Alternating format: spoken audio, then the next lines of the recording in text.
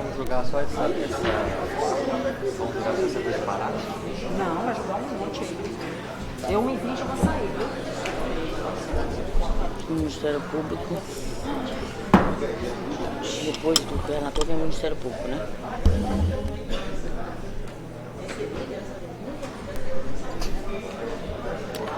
Senhores, reiniciando os trabalhos, eu concedo então a palavra ao eminente relator para seu voto acerca da cautelar. Presidente, serei breve em decorrência de que, com o relatório, aproximadamente 25 laudos, serei breve. Eu faço o relatório do que foi discorrido pelo Ministério Público na sua exordial, com relação ao que foi aduzido. Entendo que, para julgamento, a medida aplicar-se-á por analogia o rito da Lei 9.868 de 1999, diante da falta de previsão legal para a cláusula de reserva do plenário. Verifico preliminarmente que o Procurador-Geral de Justiça adjunto para assuntos jurídicos tem legitimidade ativa. Faço a transcrição do artigo 95, inciso 1º, linha F, e artigo 104, inciso 2º, ambos da Constituição do Estado. Faço essa transcrição. Faço também a transcrição do disposto no artigo 254, caput, do regimento interno do nosso Tribunal de Justiça. O regimento interno deste Tribunal de Justiça, no artigo 257, dispõe sobre a cláusula de reserva do plenário para julgamento de ação direta de inconstitucionalidade. Somente pelo voto da maioria absoluta dos membros do Tribunal será declarada inconstitucionalidade de lei ou ato normativo. O artigo supracitado encontra consonância no artigo 97 da Constituição Federal, que eu faço a transcrição também. Com efeito, a suspensão de eficácia de ato normativo via controle de constitucionalidade concentrado exige o voto da maioria absoluta de seus membros para a declaração de inconstitucionalidade de lei ou ato normativo do Poder Público. Aí também eu faço a transcrição do artigo 10º da Lei 9.868/99. Havendo excepcional urgência para apreciação de liminar, resta autorizada a dispensa de manifestação prévia da Assembleia Legislativa do Estado do Acre, eis que o ato impugnado poderá gerar efeitos financeiros ao Estado a qualquer momento. Utilizo como arcabouço o parágrafo 3º do artigo 10 da Lei 9.868/99, aplicado por analogia ao caso. Entendo que no caso em questão não existe tempo hábil para apreciação de liminar após manifestação prévia da Assembleia Legislativa. Eis que a lei questionada pode gerar efeitos financeiros imediatos ao Estado, caso ocorra incorporação ao quadro de pessoal do ProSaúde e ao quadro funcional da Administração Pública Estadual. Seguindo essa linha de raciocínio, utilizo o dispositivo ali já mencionado, que autoriza o Tribunal Local a dispensar a oitiva prévia dos órgãos ou das autoridades em caso de excepcional urgência, os quais a organização das finanças públicas está ameaçada pelo ato legislativo impugnado. É possível averiguar a inconstitucionalidade formal da Lei 3.375/2008 por violação às regras do processo legislativo diante de suposto aumento de despesa pública com pessoal gerado por iniciativa do Poder Legislativo. A viabilidade da concessão da liminar preteada em ação direta está pautada no artigo 10, caput da Lei 9.868/99, combinado com o artigo 254, caput do Regimento Interno do Tribunal de Justiça do Estado do Acre, cuja finalidade é garantir a eficácia do mérito da ação. A prova documental que instrui a inicial apoia a plausibilidade das alegações do Procurador-Geral de Justiça adjunto para assuntos jurídicos em grau de cognição perfunctória. Analisando os autos, verifico que a Lei 2031, de 26 de novembro de 2008, instituiu o Serviço Social de Saúde como paraestatal de direito privado, com quadro de servidores próprios contratados pelo regime da consolidação das leis do trabalho. Eu faço a transcrição da Lei 2031, transcrevo a mesma, que dispensa a leitura.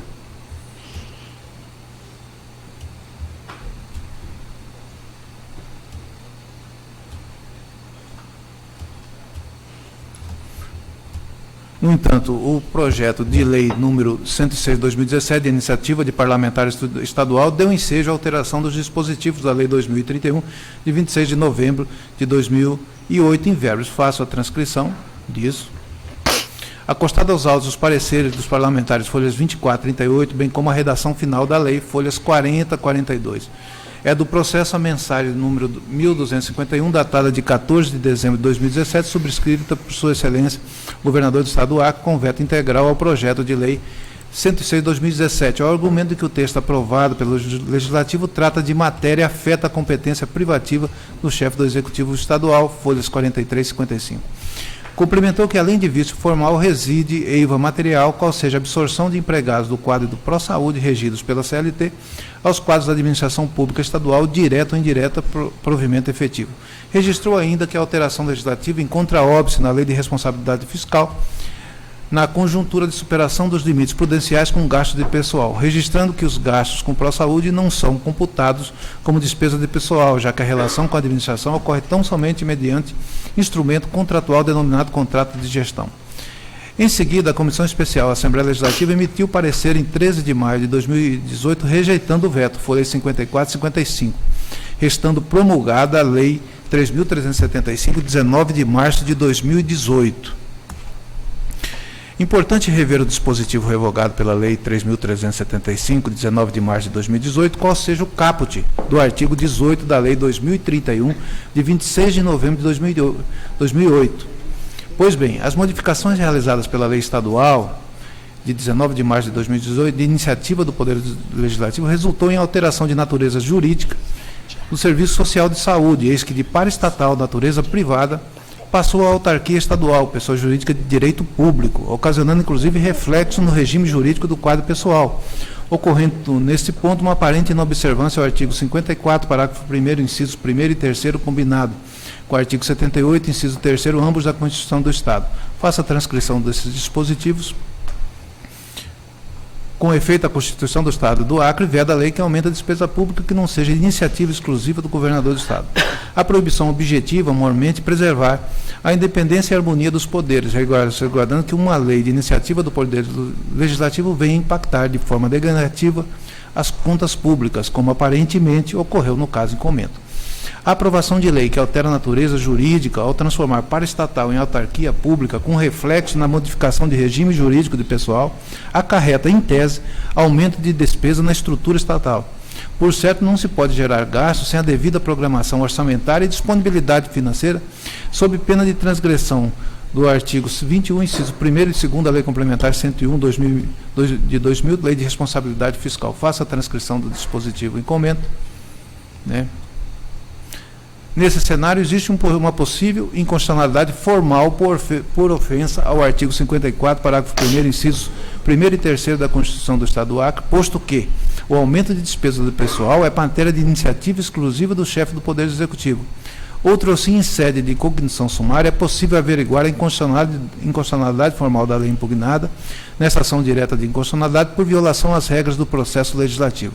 Quanto ao perigo da demora, a possível admissão do quadro de pessoal do Serviço Social de Saúde do Acre na estrutura estatal acarretaria elevado impacto mensal nos cofres públicos, montante ultrapassaria a carga suportada pelo Estado, conforme expediente de folhas 120 e 122.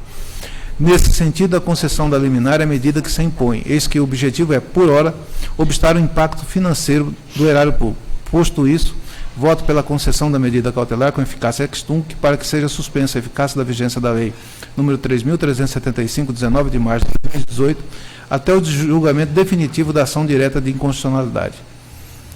Os demais atos são atos da esfera de estilo com relação às notificações das autoridades competentes. Assim que é o meu voto, presidente. Muito obrigada, eminente relator. Com a palavra, a eminente desembargadora Eva Evangelista. Senhora presidente, eu renovo as saudações. Na verdade, também tenho a mesma compreensão do eminente relator, haja visto que há, efetivamente, vício de iniciativa formal, vício de iniciativa. É projeto de lei apresentado por deputado estadual em matéria que diz respeito à esfera de competência do Executivo, do Poder Executivo Estadual, do governador do Estado. Aquela que importa em modificação de regime de servidores, uma paraestatal para transformados em servidores públicos. Tenho a mesma compreensão com o eminente relator, voto pela concessão da medida cautelar, com efeito ex tunc. Também no mesmo sentido, para que seja suspensa a eficácia da Lei Federal 3.375, de 19 de março de 2018. Lei estadual, né? Lei estadual. Desembargador Pedro Hans. Nova novas saudações, realmente é a questão de vice de iniciativa, é a questão que há quais são as iniciativas e, nesse caso concreto, despesas incabível do Poder Legislativo, né, mas com situação liminar, né, mesmo sentido do senhor relator. Embargador Roberto Barros. Novos cumprimentos, eminentes colegas. Eu acompanho o voto do relator.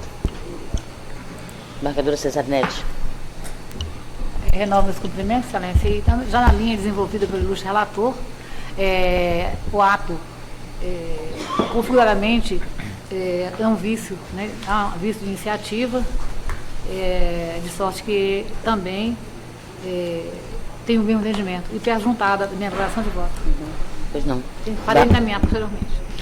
Embargador Francisco Djalma. Excelência, renovo os cumprimentos da Corte, eu sigo na mesma batida de Sua Excelência Relator, cumprimentando, inclusive, o embargador Elcio pelo brilhantismo de sua decisão. Embargadora Valdirene Cordeiro. Senhora Presidente, cumprimentando o ilustre relator, eu estou, tal qual Sua Excelência, reconhecendo a legitimidade de parte para o ingresso da demanda e, igualmente, concedendo a liminar com a retroação devida. Embargadora Regina Ferrari. Acompanho integralmente o senhor relator. Embargador Júnior Alberto. Renovo meus cumprimentos à Corte e sigo o eminente relator. Como já falei, a presidência tem voto em tratando-se desse ato de ação de inconstitucionalidade, eu também acompanho o relator. Então, decide o tribunal, a unanimidade, deferir medida cautelar na ação direta de inconstitucionalidade nos termos do voto do relator das mídias digitais arquivadas. Senhores, eu comunico que eu vou passar a presidência, não só dessa sessão, mas como também a presidência deste Poder Judiciário ao eminente vice-presidente, desembargador Francisco Djalma. Eis que, a partir de agora, vou até amanhã exercer o cargo no Poder Executivo, vou exercer a governança. Então, desembargador Francisco Djalma, eu passo a presidência desses trabalhos e do Poder Judiciário a Vossa Excelência.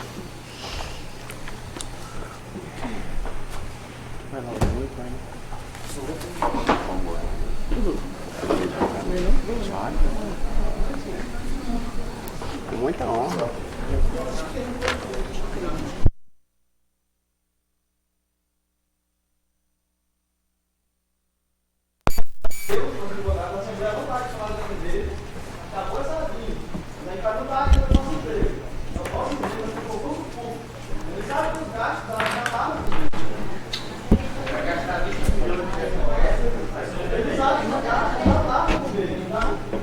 Comício agora. Senhor presidente, senhor presidente.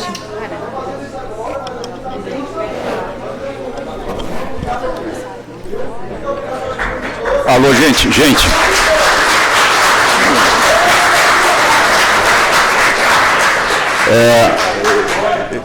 Eu gostaria de...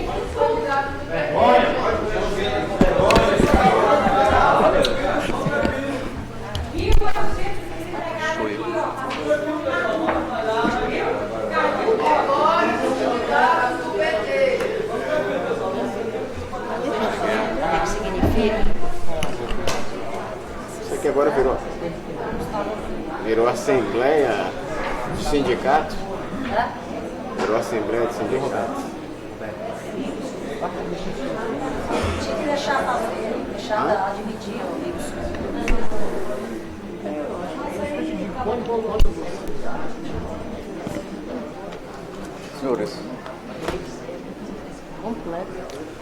Senhores, bom dia. Vamos lá. Bom, eu estou assumindo a presidência da sessão e do Tribunal de Justiça nessa ocasião porque a desembargadora presidente está assumindo a governança do Estado e dando continuidade aos trabalhos, senhores desembargadores, senhor procurador, eu já chamo a efeito o item 44 da pauta, ou seja, item 44, o que é mesmo? Ou seja, o mandado de segurança número 12153-92, da relatoria da minha desembargadora Cesaronete Angeli. O impetrante aqui é Antônio Carlos do Nascimento Dantas, patrocinado pelo Dr. Christopher Copper Mariano, e impetrado a Secretaria de Estado de Gestão Administrativa.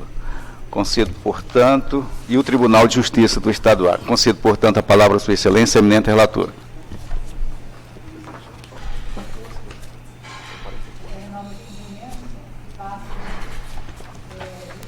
Relatório. Antônio Carlos Nascimento Dantas, Dulce Oliveira Teodoro Garcia e Cláudia Simoni Moura de Moraes impetram um mandado de segurança contra contra suposto ato legal praticado pela Santíssima Senhora Secretária de Estado da Gestão Administrativa, pedindo a concessão de liminar para tornar ineficaz o ato do Tribunal de Justiça do Estado do Acre, que determinou de forma coercitiva aos impetrantes optarem entre o cargo de professor ou técnico judiciário, bem como declarar a nulidade da decisão do SGA, que indeferiu o restabelecimento das funções públicas do cargo de professor, mesmo após a demonstração de coerção ilegal exercida pela administração do Tribunal de Justiça do Estado do Acre. No mérito, pugna pela concessão definitiva da segurança para ser declarada a ilegalidade do ato praticado pela autoridade dita coatora e assegurar o direito ao restabelecimento da função pública de professor, eis que demonstrado a compatibilidade da acumulação dos cargos de professor e técnico judiciário, bem como a ilegalidade do ato praticado pelo TJC, que de forma coercitiva focou os impetrantes a optarem pela os impetrantes a optarem pela exoneração do cargo de menor remuneração, professor, fecha parênteses, cujo ato foi declarado nulo por força de diversas decisões que ainda declararam a decadência administrativa. Aduzem que exerciam em caráter efetivo a função de professor do quadro efetivo de pessoal da Secretaria de Educação, de forma que Antônio Carlos do Nascimento Dantas assumiu o cargo em 2006, Cláudia Simone Moura de Moraes Salles em 1998 e Dulce Oliveira Teodoro Garcia em 2012. Assinto que, investidos no cargo de professor, foram admitidos como integrantes do quadro de pessoal do Poder Judiciário Estadual no cargo de auxiliar judiciário PJNM 201, sendo a nomenclatura do cargo atualizada para técnico judiciário. Alegam terem sofrido coação pelo Tribunal de Justiça do Estado do Acre, no sentido de renunciar aos contratos de professor pelo fundamento de que havia acumulação ilegal com o cargo de técnico judiciário. Asserem que, pelo receio de serem submetidos a eventuais processos administrativos disciplinares e por desconhecerem os seus direitos, optaram pela rescisão do contrato de professor firmado com o Estado do Acre, situação que resultou em dificuldade financeira por quanto dependiam dos respectivos vencimentos.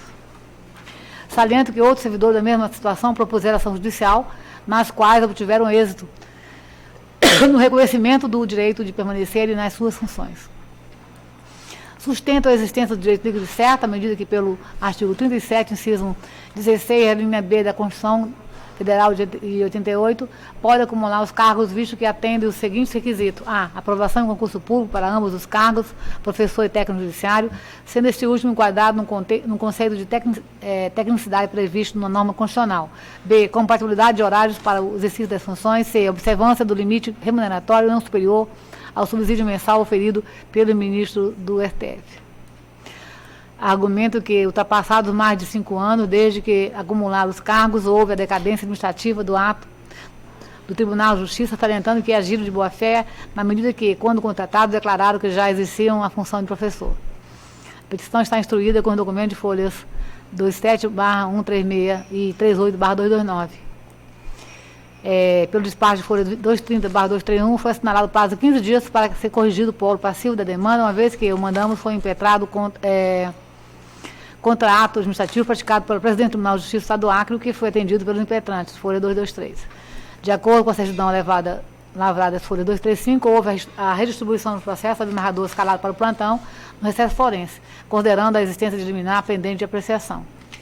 Na sequência, o ministro narrador Francisco Djalma, designado para funcionar no plantão judicial de 27 de 2 de 2007, determinou que o processo fosse redistribuído ao próximo escala, ressaltando que o IT impugnou ato praticado pela presidência, cargo o qual estava exercendo no dia 13 de 2 de 2017 e 6 de 1 de 2018.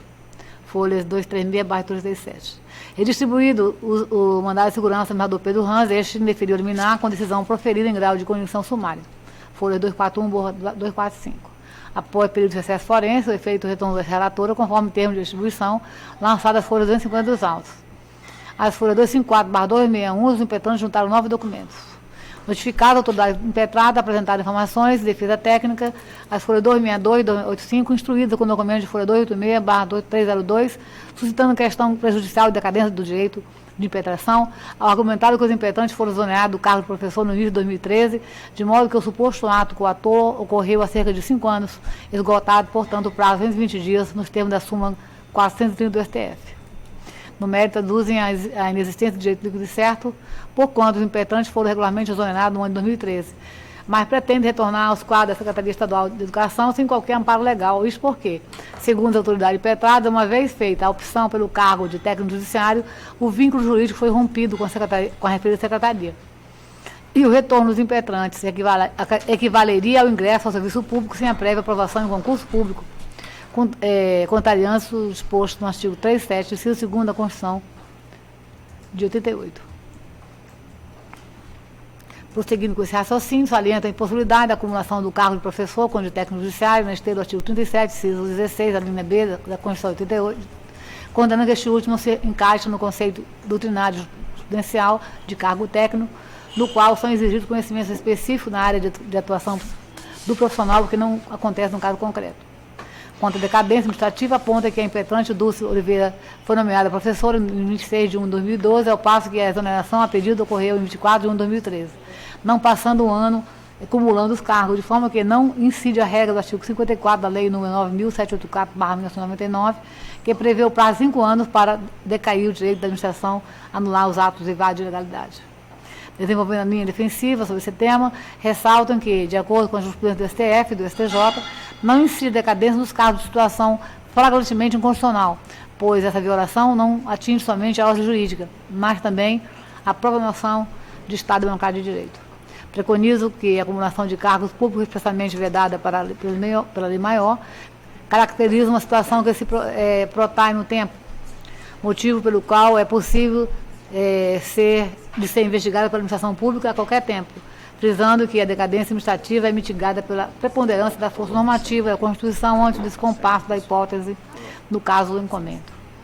Remetidos os autos à Procuradoria de Justiça sobre veio de da manifestação de folha 308/21, opinando o parquê pelos seguintes encaminhamentos: a. Não conhecimento do mandamos no tocante à presidente do Tribunal de Justiça em razão da decadência do direito de impetração e na hipótese de ser conhecido que seja denegada a segurança. B. Conhecimento do mandado em relação à Secretaria da Gestão Administrativa sendo denegada a segurança. É o relatório. Desembargadora, eu gostaria de comunicar a Corte.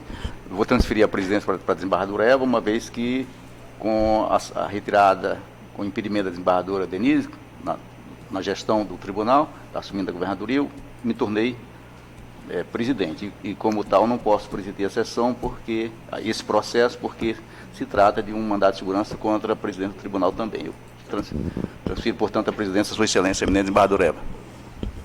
Só isso, professor. Compreendeu, desembargador? Será que tem problema? É isso. Não tem problema, não. Não há nenhum problema. Não há, não. Ele Não não há. é presidente, né? Não foi ato dele. Porque quem praticou o ato foi presidência, você, mas não é ato não, dele. é a desembargadora Denise, né? A desembargadora Denise. É presidência, mas eu me tornei presidente, né? Como é que é? Não. Não, ele redistribuiu, né? Não há impedimento? Então, dando continuidade, eu concedo a palavra à Sua Excelência, eminente patrono do impetrante. O ato não é dele, nem é Desembargador Francisco Fijal, presidente do exercício do Tribunal de Justiça, eminente desembargador Cidadania de Belém, relatora deste processo, eminentes pares, demais desembargadores, peço tempo para comunicá-los individualmente na pessoa da decana dessa casa, desembargadora Eva. Cumprimento também aos servidores dessa casa e vou pedir bem aos servidores para cumprimentá-los na pessoa de todos os impetrantes, também os servidores dessa casa que estão aqui presentes, a Dulciara e a Cláudia. Tem mais presença, advogados, doutor João, Excelência, desculpa, ilustre Procurador de Justiça, importante também nesse presente processo, doutor Sami, cumprimento Vossa Excelência.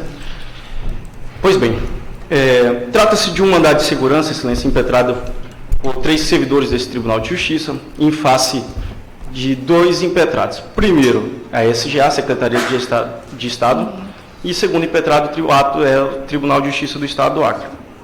Em síntese, Excelência, esse processo é dividido em 4 itens e vou passar a individualizados para fim que a gente possa compreender todos os pontos. Os impetrantes, em 17 de dezembro de 2012, foram comunicados pelo Tribunal de Justiça, segundo impetrada, que deveriam renunciar a um dos cargos que exerciam. Eles são servidores desse Tribunal de Justiça e também eram servidores concursados como professores do Estado do Acre. Porquanto entendeu o tribunal naquele ato que diversos servidores desta casa não poderiam acumular os 2 cargos. O determinado ato dizia, com base na Lei 8.112, que caso eles não fizessem no prazo de 10 dias, sofreriam um processo disciplinar. Alguns servidores entraram com alguns mandados de segurança, pedindo que a ilegalidade do ato do tribunal para que eles fizessem o direito de opção, entendendo naquela oportunidade a compatibilidade horária, a possibilidade da acumulação de cargo de professor e cargo técnico, e também a decadência do ato administrativo do tribunal que pediu para que fizesse essa exoneração, por conta que tinha professores até com 20 anos que estavam exercendo as 2 funções e até aposentados que estavam recebendo aposentadoria, tanto no Tribunal de Justiça quanto no cargo de professor na SGA. Naquela oportunidade, até o doutor Jonathan está aqui, também impetrou mandado de segurança, essa Corte de Justiça entendeu, naquela oportunidade, somente pela praxe da decadência, que o tribunal não poderia pedir que aqueles funcionários que já estavam exercendo função há mais de 5 anos, e aí teria decaído o direito, não poderia pedir que eles fizessem o direito de opção, porquanto eles já exerciam essas 2 funções. Em outro caso análogo, e isso houve um processo até de improbidade administrativa pelo Ministério Público lá em Tarauacá, 4 servidores também dessa casa, motivados pelo ato da segunda autoridade coatora do Tribunal de Justiça do Estado do Acre, impetrado mandado de segurança, do qual fui parte como advogado, e naquela oportunidade a juíza, que era juíza de primeiro grau, a doutora Joelma, julgou o presente caso e entendeu 3 situações. Primeiro, entendeu a decadência do Tribunal de Justiça em determinar que eles fizessem o direito de opção, e entendeu que aqueles servidores poderiam sim exercer a acumulatividade de cargos, com base no artigo 37, inciso 16 da Constituição Federal, que seria linha B, que diz que pode ser acumulado cargo técnico com o cargo de professor, e observado a matrícula de cada servidor, também foi observado a compatibilidade horária, que é outro requisito também necessário para que houvesse essa acumulação de cargo, e por último o limite de funcional, e o salário deles é bem pequeno, não chega nem perto do limite constitucional para que eles pudessem haver acumulação do cargo, e ainda assim poderia, desde que eles abrisse mão do excedente. Pois bem, Excelência, entramos com um pedido administrativo junto à SGA e informamos àquela autoridade que o pedido de exoneração que eles fizeram outrora, e não tem nenhuma fundamentação, porque foi somente um ato, eles foram motivados por um ato do tribunal, que a gente chama de ato coator, que obrigou eles, contra a sua vontade, a que exercesse o direito de opção por um dos cargos. Em que pese o cargo vocacional de professor do qual eles exercem, e digo aqui que ambas as impetrantes aqui possuem, Excelências, além de nível superior como em direito, mas também na docência, e ainda possuem especialização, tanto em inglês, uma impetrada, com direito público, e também na área de livre docência. Então, quer dizer, são professores altamente especializados, não só na parte de direito, do qual eles exercem a função aqui no Tribunal de Justiça, mas também na docência, do qual uma delas exercia, inclusive, a função há mais de 16 anos, quando foi obrigada a pedir exoneração. Naquela oportunidade, Excelência, no pedido administrativo, do qual a gente entende como ato coator, objeto principal desse mandado de segurança, a gente entendeu que a SGA poderia rever o ato, e aí digo e peço venha ao parecer do Ministério Público e da Procuradoria-Geral do Estado, que entendeu que havia decadência do pedido administrativo, e informo que não, Excelência, por conta do artigo 54 da lei, só um minuto, perdão, da Lei 9.784, ela prevê um prazo de 5 anos para que a administração possa rever seus atos, e também temos a súmula 473 do STJ, que diz que a administração pode rever seus atos. Pois bem, o pedido de exoneração deles ocorreu em março de 2013 e o processo administrativo que pediu reingresso com base nessa nulidade do ato coator ocorreu em julho de 2017, 4 anos e 3 meses depois. Portanto, também não decaiu o direito deles e nem da administração de rever seus atos. Isso seria o primeiro ponto que deve ser colocado a Vossas Excelências apropriação de que, primeiro, o mandado de segurança foi impetrado dentro do prazo de 120 dias, dentro do prazo legal, e o ato de administração poder rever seus atos, que seria o dado do protocolo administrativo impetrado por eles, foi dentro do prazo de 4 anos, ou seja, inferior ao prazo de 5 anos estipulado pela lei, e também por súmula do Superior Tribunal de Justiça.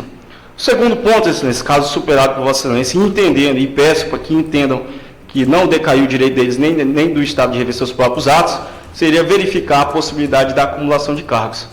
Informo Vossas Excelências que o cargo que eles exercem e que foram obrigados a pedir exoneração é o cargo de professor. Concursados, não eram cargos provisórios, eram cargos concursados, e pelo permissivo constitucional do artigo 37 da Constituição, inciso 16, a letra B, existe a possibilidade de acumulação do cargo de professor com cargo técnico. Quanto à tecnicidade do cargo, Excelência, eu fiz questão de juntar a função de cada um que eles exercem aqui no tribunal, a fim de demonstrar que eles exercem sim cargo técnico, mas se ainda tivermos que superar essa fase, na brilhante decisão que juntei aos memoriais entregue a Vossa Excelência, a ilustre juíza Joelma, citou um julgado do STJ, no qual ele entendeu que para a tecnicidade do cargo, para a cumulatividade de cargo de professor com cargo técnico, tanto o cargo de nível superior quanto o nível médio equivale, desde que haja a tecnicidade do cargo. Inclusive, citei as folhas dos autos em que comprovam a cargo e a função deles neste Tribunal de Justiça, que comprova a tecnicidade do cargo deles, a fim de que a gente possa comprovar a possibilidade constitucional da cumulatividade de cargos. Também, Excelências, juntei a carga horária, o aparato desse tribunal, da função que eles exercem. Inclusive, até funções comissionadas que eles poderiam perder horário, se assim entendessem, para que pudessem exercer as duas funções, já que o horário corrido do Tribunal de Justiça é de 7 horas, alguns servidores, inclusive, só trabalham até as 14 horas, então eles têm a possibilidade constitucional de acumulatividade de cargo, porquanto não excedem ao limite previsto em lei. Superada essa fase, Excelência, também eles não possuem teto acima do limite, porquanto eles podem sim permanecer no cargo. Li atentamente ao parecer do Ministério Público e o parecer da SGA, inclusive o parecer, doutor Sami, foi da ilustre do procurador João Marques Pires, do qual vou transcrever uma parte final dele, e ele diz assim: em relação ao segundo impetrado, Secretaria de Estado de Gestão Administrativa, é salutar inferir que, para se admitir uma readmissão ao cargo público, há de existir uma exoneração ou demissão eivada de ilegalidade. No caso em comento, os próprios impetrantes pediram a sua exoneração. Assim sendo, mesmo que fosse possível a acumulação de cargos, não vemos como obrigar a administração a conceder a readmissão ante o caráter informativo e preventivo do ato do Tribunal de Justiça do Estado do Acre. Fecha aspas. Discordando em parte do parecer do ilustre procurador, Excelências, 2 fatos são importantes destacar nesse ponto. Primeiro, o ato do Tribunal de Justiça não foi informativo, ele foi coercitivo, porquanto ele deu um prazo de 10 dias para que eles fizessem o direito de opção sob pena de processo administrativo. Em alguns casos, informaram o Ministério Público, como foi o de Tarauacá, e trouxe o voto aqui, a Vossas Excelências, houve até processo de improbidade contra os servidores, caso porque eles não fizeram o direito de opção e eu tive que impetrar com mandado de segurança.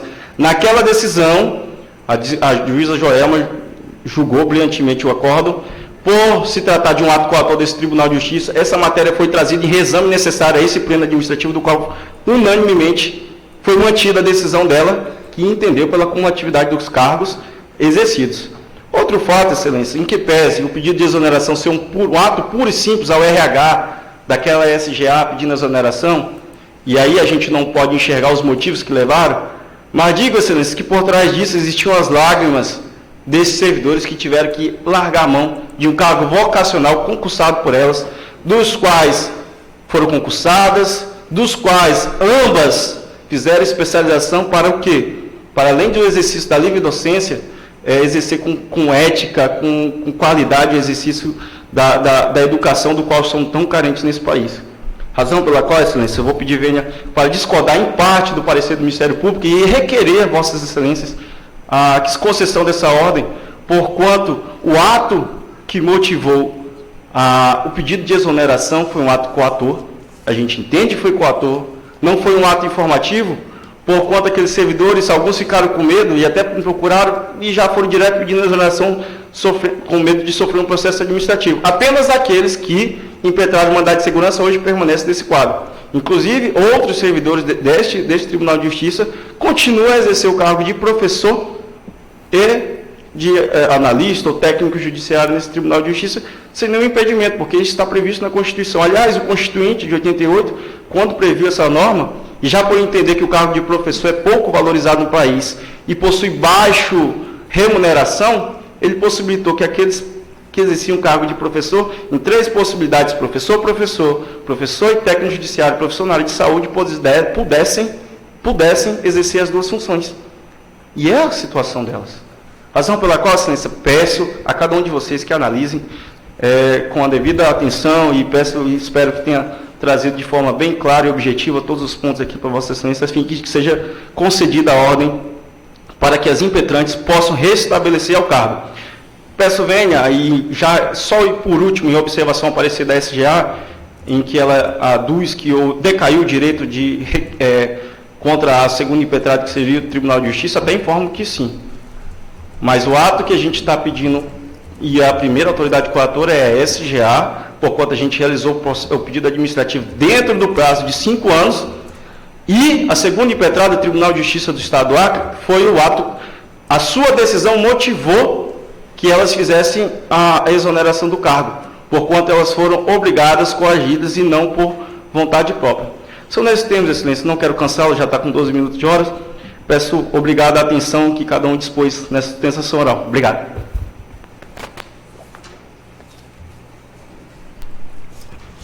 Concedo a palavra à Sua Excelência, o eminente procurador, Dr. Sandro Barbosa. Senhor presidente, senhoras e senhores desembargadores, reitero meus cumprimentos e, como já enunciado, trata-se de um mandado de segurança impetrado pelos servidores Antônio Carlos do Nascimento Dantas, Dulce Oliveira Teodoro Garcia e Cláudia Simone Moura de Moraes, contra a presidência do Tribunal de Justiça do Estado do Acre e a Secretaria de Estado de Gestão Administrativa.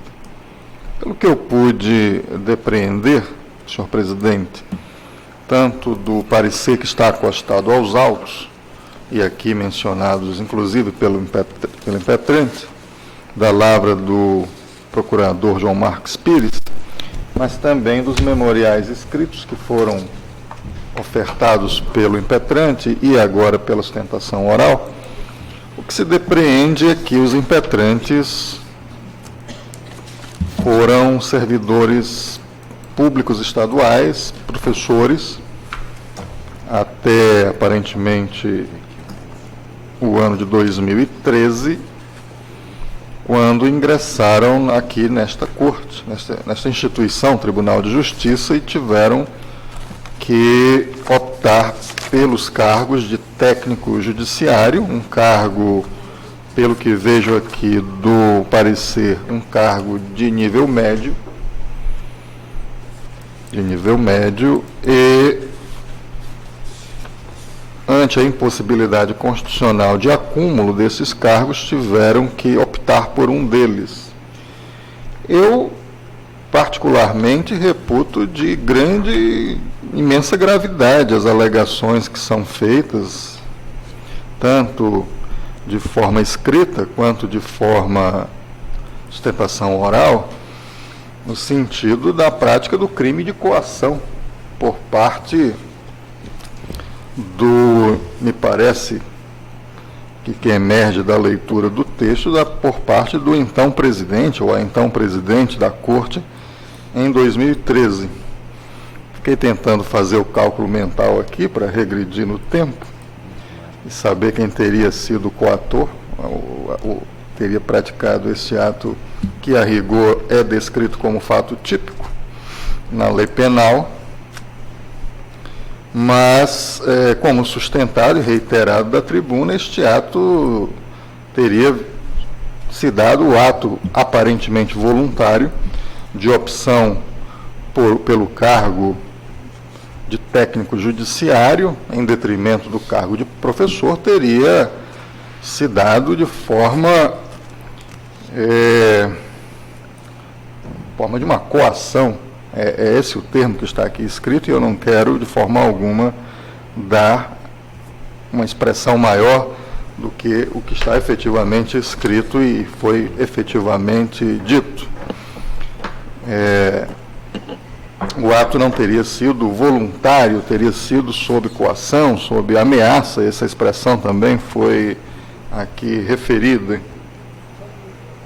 É estranho que o lapso temporal de 2013, estamos em 2018, a impetração me parece que se deu em dezembro de 2017, que um lapso temporal tão grande tenha decorrido entre esta violência praticada pelo então presidente, seja ele quem for, quem tenha sido do Tribunal de Justiça, e a descoberta da ilegalidade desse ato.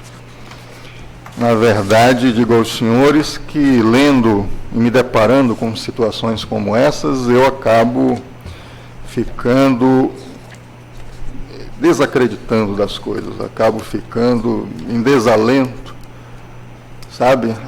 As esperanças que a gente tem que as coisas possam mudar nesse país acabam esvaindo pelo ralo. Porque o que eu vejo aqui é uma obra de engenharia, decorridos, no meu cálculo mental, algo em torno de 5 anos, ou próximo disso, há um pedido administrativo, há uma descoberta de que havia uma coação, um crime, e há um pedido administrativo de readmissão por parte, perante a Secretaria de Estado de Gestão Pública, e diante do indeferimento, obviamente, como é que o secretário poderia deferir um pedido desses? O servidor, lá há quase 5 anos atrás, ou em torno disso, pediu de esponte própria, voluntariamente, o desligamento dos quadros de servidor para assumir um outro cargo público de técnico judiciário no Tribunal de Justiça, certamente com a remuneração superior a que recebia como professor, e foi esse pedido administrativo deferido, e aí, anos depois, ele descobre que a situação se deu em torno de uma coação, que é crime, e faz um pedido administrativo para ser readmitido. O secretário, me parece, não poderia ter tomado outro caminho que não fosse um indeferimento. Tivesse ele deferido um pedido desta natureza, seria certamente ele a responder pelos fatos de natureza antijurídica e até criminosa, né? De forma que, se está a contar, portanto, o prazo decadencial, daí que eu chamo de engenharia, a partir desse indeferimento de um pedido de reinclusão administrativa de um desligamento que havia sido feito voluntário. O doutor João Pires se deparou sobre essa situação e entendeu que, com relação ao impetrado Tribunal de Justiça, não há que se falar outra solução que não seja a decadência, porque nós estamos falando aí de um prazo em torno de 5 anos. E com relação ao impetrado Secretaria de Gestão Administrativa, pela denegação da ordem, em função de que os cargos eram inacumuláveis lá atrás, parece que há um prazo em torno de 5 anos, e eles continuam sendo inacumuláveis hoje, porque a Constituição não mudou nesse aspecto. A Constituição, sabemos todos, a regra que ela prevê é da impossibilidade do acúmulo de cargos públicos, e há umas poucas exceções, dentre elas o acúmulo de 2 cargos de professor, de natureza de saúde, e um cargo de professor e de técnico científico. O que se tenta construir aqui, nessa engenharia jurídica, é fazer crer que um cargo de natureza de segundo grau de técnico judiciário constitua-se em um cargo técnico para efeitos constitucionais de permissão de acumulação. E isso me parece que é uma barreira intransponível, uma barreira de vidro, não há nenhuma ranhura onde se possa se sustentar para tanto. O parecer me parece irrepreensível, porque o doutor João Pires ele traz a definição da doutrina e do próprio Supremo Tribunal Federal do que seja o cargo técnico a ponto de permitir a exceção constitucional da acumulação. Diz aqui, para o STF, a natureza técnica apenas pode ser conferida aos cargos que exijam, no desempenho de suas atribuições, a aplicação de conhecimentos especializados de alguma área do saber. Portanto, não se encaixam nesta categoria os cargos que impliquem a prática de atividades meramente burocráticas, de caráter repetitivo, que não exige informação específica. Traz aqui o julgado do STJ do RESP 167-8686 do Rio de Janeiro, relatoria do eminentíssimo ministro Herman Benjamin, da segunda turma, em que ele diz isso: processual civil e administrativo, embargo de declaração, acumulação de cargos, professor e agente administrativo de nível médio, impossibilidade, inexistência de omissão de contradição. De acordo com a jurisprudência do Superior Tribunal de Justiça, cargo técnico é aquele que requer conhecimento específico na área de atuação do profissional com habilitação específica de grau universitário ou profissionalizante.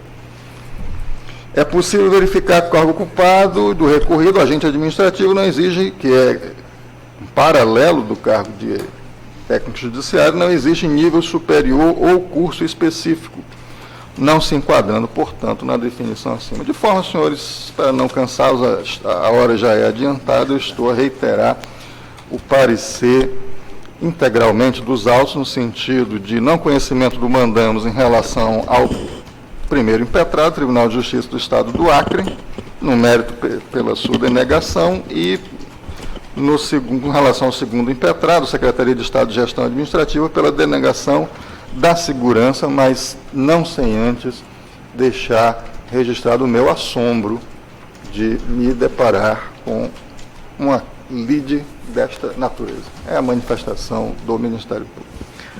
Embaixador Cesar Neto. Senhor presidente, pela ordem, só um ponto.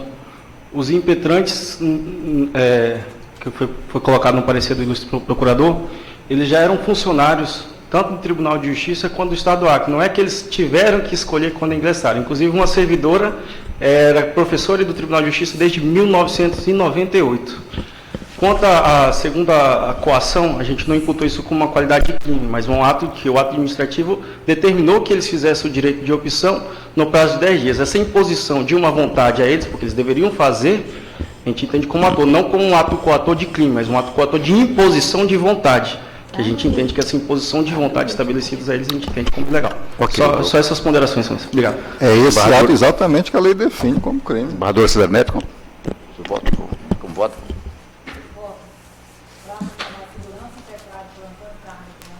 Dantas, Dulce Oliveira Teodoro Garcia e Cláudia Simoni Moura de Moraes contra o suposto ato ilegal praticado pela excelentíssima senhora secretária de Estado de Gestão Administrativa e presidente do Tribunal de Justiça do Estado do Acre, pedindo a concessão da segurança para ser declarada a nulidade do ato impugnado, a parêntese, decisão que determinou a opção entre o cargo de professor ou técnico judiciário sob pena de abertura de PAD, fecho parênteses, sendo-lhes, por conseguinte, assegurado o direito à acumulação dos aludidos cargos.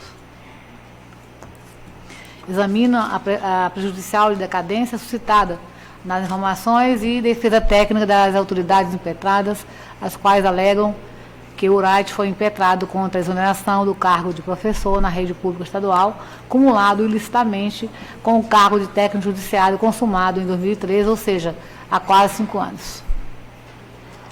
Com efeito, os impetrantes impugnaram a decisão administrativa proferida pela presidência do Tribunal de Justiça, folha 6672, no processo administrativo número 529/69 de 2010, com data do dia 17 de 12 de 2012, pelo qual todos foram notificados para optarem entre o cargo de auxiliar judiciário, parênteses, técnico judiciário, consoante a atual nomenclatura, fecho parêntese, ou professor da rede pública estadual de ensino, sob pena de responder a processo administrativo disciplinar. Desse modo, o escopo princípio do mandamos é a declaração da ineficácia do ato administrativo supracitado, para que, por consequência, sejam revertidas as exonerações ocorridas nos dias 24 de 1 de 2013, a parênteses Dulce Oliveira Teodoro, conforme a ficha funcional juntada às folhas 296, fecho parêntese, 8 de 4 de 2013, a parênteses Cláudia Simone Moura de Moraes Salles, conforme o decreto número 5582, juntado às folhas 60, e 10 de 4 de 2013, Antônio Carlos Nascimento, conforme o decreto número 5609, juntado às folhas 56, permitindo-se com isso o retorno dos impetrantes ao cargo de professor. Pois bem, antes de tudo, convém relembrar que o Supremo Tribunal Federal, há tempos, sedimentou a tese de que a lei deve dar o tratamento pormenorizado ao Instituto do Mandado de Segurança, tendo em vista que a Constituição Federal não pode fazê-lo de forma exclusiva. Por essa razão, a jurisprudência entende ser possível a delimitação temporal para o uso da via mandamental, sublinhando-se que a afluência do prazo de 120 dias não refletirá na rigidez do direito subjetivo, o qual poderá ser objeto de ação ordinária própria. Consagrando a constitucionalidade do artigo 23 da Lei 12.016/2009, foi editada a súmula 632 do STF com a seguinte redação, abro aspas, é constitucional lei que fixa o prazo de decadência para a impetração de mandado de segurança, fecho parênteses. Feita essa breve consideração, é certo que houve decadência do direito de impetração no caso em tela. Acontece que, como dito outrora, os impetrantes estão se insurgindo contra uma decisão proferida em processo administrativo desse tribunal que os compeliram a optar pelo cargo de técnico judiciário, resultando na exoneração do cargo de professor. É impossível dissociar um ato do outro, haja vista que a apuração da licitude de cumulação de cargos públicos, deflagrada pela administração do Tribunal de Justiça, motivou o pedido de exoneração dos impetrantes, acolhido pela administração pública estadual. Enfim, a exoneração foi o resultado de um verdadeiro ato administrativo complexo, ou seja, surgiu da conjugação da vontade de diferentes órgãos, de tal sorte que a motivação do ato de um restou declinado no procedimento administrativo instalado pelo outro. Sendo atos indissociáveis, conclui-se tranquilamente que o prazo da decadência do direito de impetração iniciou a partir da exoneração de cada impetrante, o que aconteceu em 24 de 1 de 2013, a parênteses Dulce Oliveira Teodoro, fecho parênteses, 8 de 4 de 2013, Cláudia Simone Moura de Moraes Salles, e 10 de 4 de 2013, Antônio Carlos Nascimento. Logo, como o presente mandamos foi impetrado no dia 12 de 2 de 2017, o prazo de 120 dias do artigo 23 da Lei número 12.016 de 2009 se esgotou há quase 5 anos atrás, sendo forçoso, por isso mesmo, declarar a decadência, o que inviabiliza o julgamento do mérito da causa. À guisa de argumentação, os impetrantes fizeram expressa alusão a precedentes firmados por este tribunal que, em situações idênticas, concedeu a segurança para servidores públicos que acumulavam os cargos de professor e técnico judiciário. Porém, urge ressaltar que no MS número 333/94/2013, cujo acórdão 7.053 está anexado às folhas 53/64, a inicial foi protocolada em 2013. Vale dizer, dentro do prazo decadencial, possibilitando o exame da matéria de fundo, o que não se repetiu na hipótese dos autos. De outro giro, poderia cogitar a reabertura do prazo à proporção que houve o indeferimento do requerimento administrativo de retorno ao magistério público, consoante os documentos encartados às folhas 185/90 e 225/261. Entretanto, tal linha argumentativa não pode prosperar. Nos termos da súmula 430 do STF, o pedido de reconsideração na via administrativa não interrompe o prazo de 120 dias para a impetração do mandado de segurança.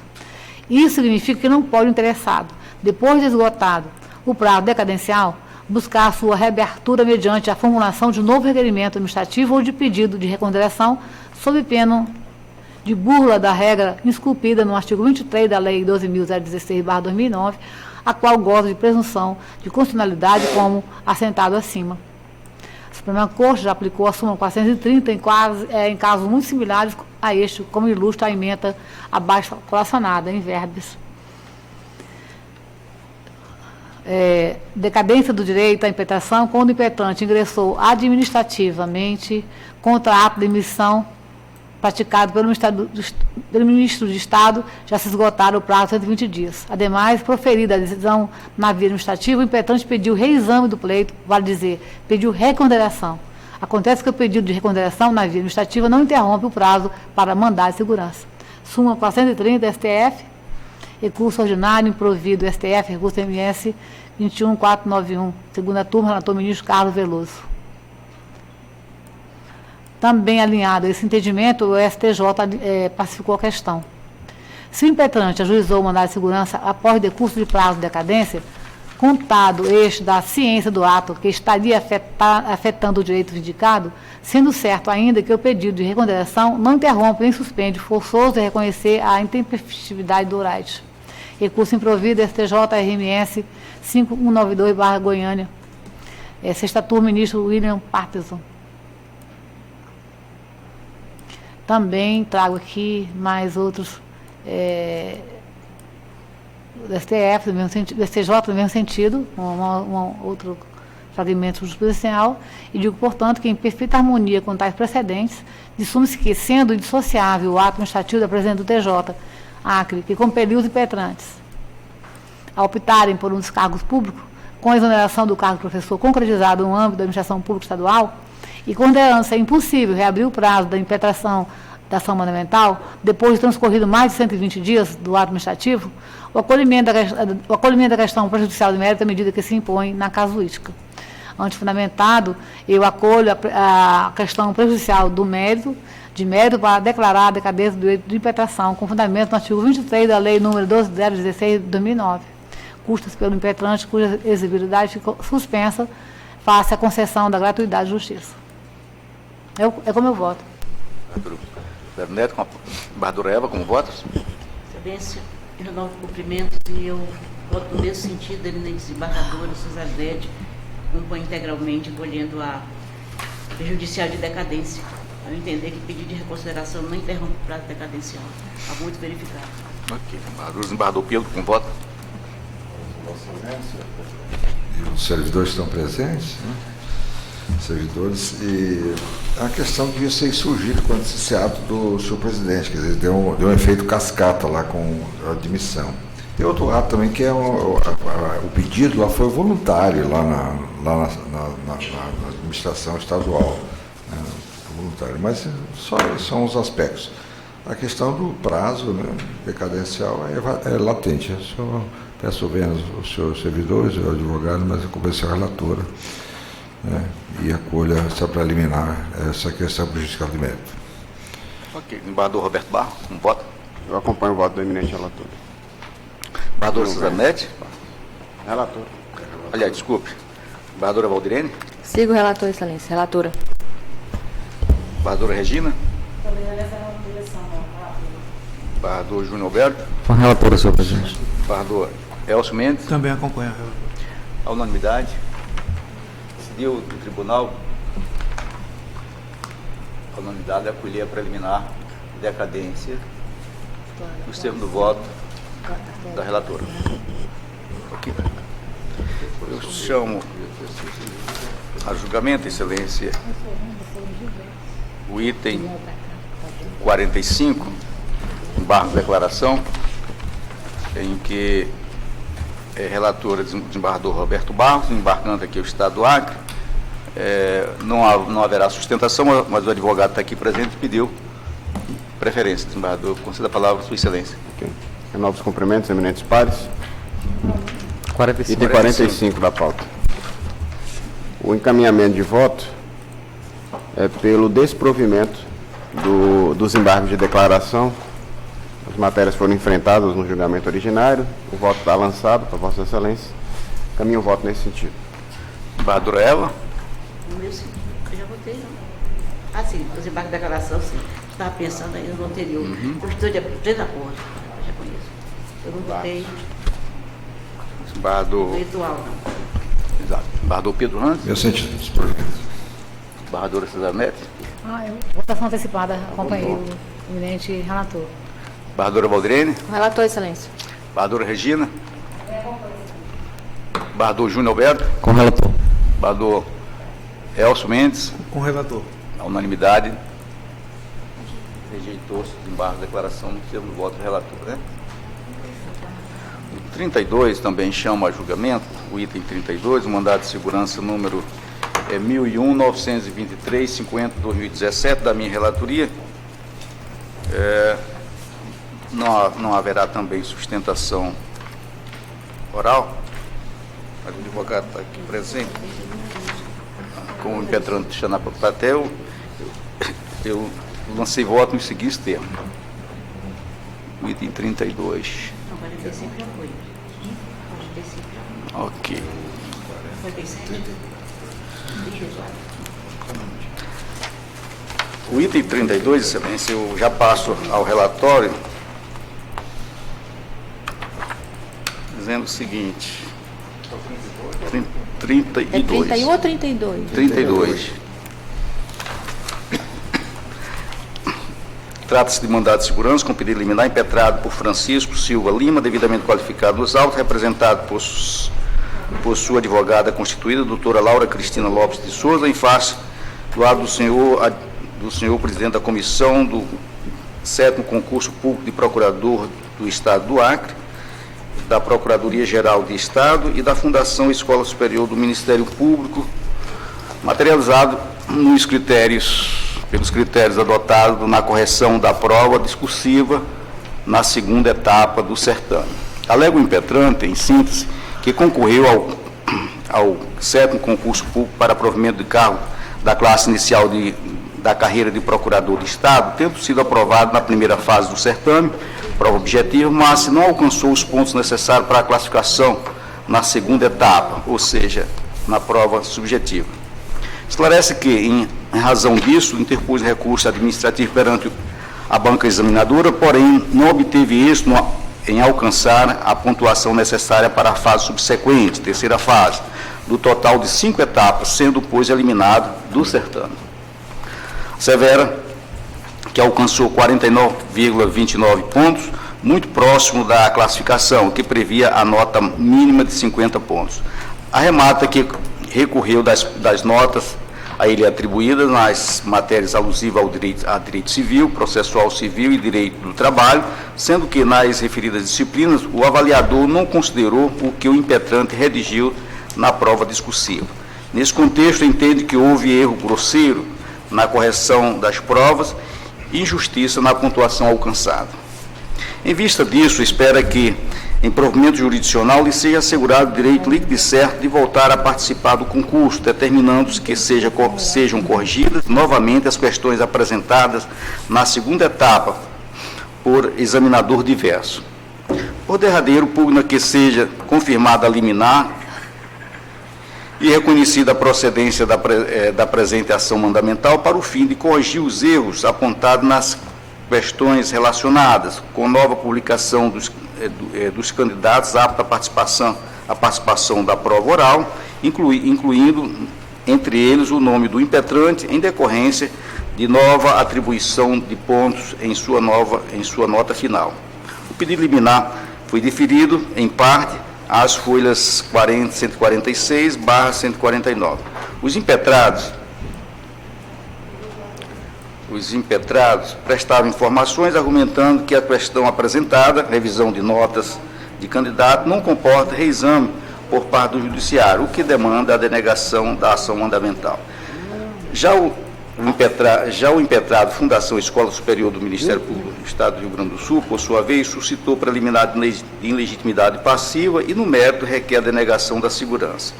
Estado a se manifestar, a Procuradoria-Geral de Justiça do Estado do Acre se manifestou pela denegação da segurança consoante o parecer de folhas. É o relatório, ou Sua Excelência, o eminente procurador.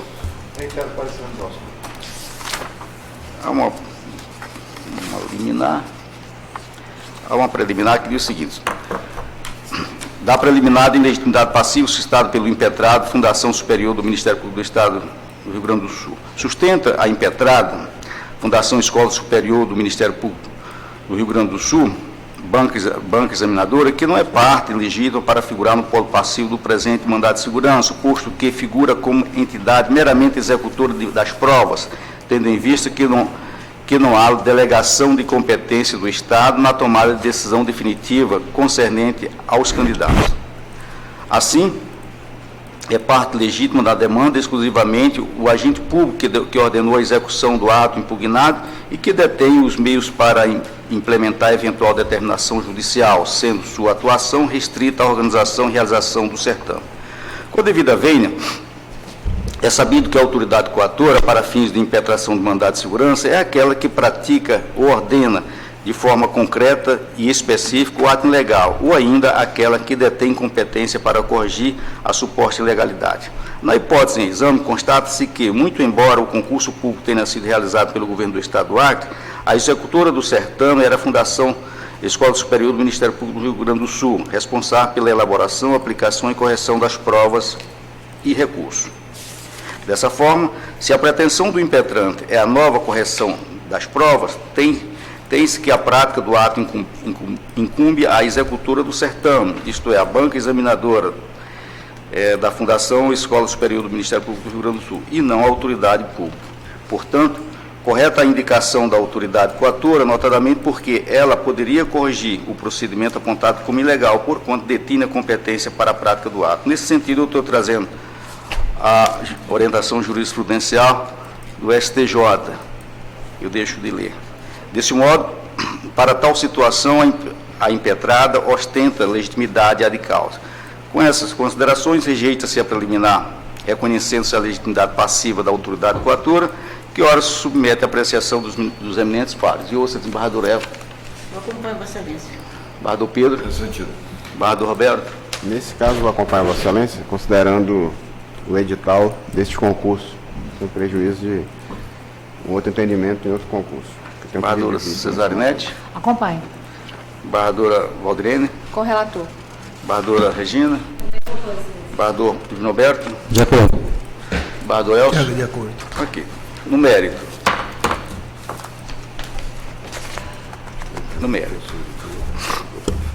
Consta dos autos que o impetrante concorreu ao concurso público para provimento de cargos da classe inicial de carreira.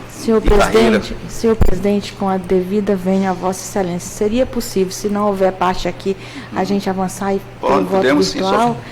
Sim, a parte Vossa Excelência, sim. A parte está aqui. Ok, eu não sabe. Ok. Consta dos autos que o impetrante concorreu ao concurso público para provimento de cargos da classe inicial de carreira de procurador de Estado, com disponibilização inicial de 10 vagas e prazo de validade de 2 anos, prorrogável pelo mesmo período. Edital número 01/2017, PGE. Denota, em caso, que o candidato obteve êxito na primeira etapa do certame, do total de 5 etapas, consoante o resultado final da prova objeto do documento de folha 111. No entanto, não se classificou na segunda etapa, prova subjetiva, folha 116.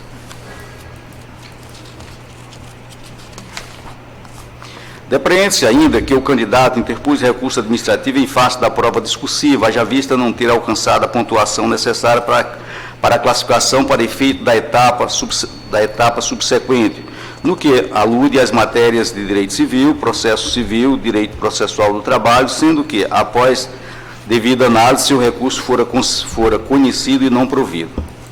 Folhas e folhas. Consta, outrossim, que o impetrante alcançou 49,2729 pontos, faltando 0,75 décimo para sua habilitação para a fase subsequente, posto que necessário o mínimo de 50 pontos, situação esta que não foi revertida após a interposição do recurso.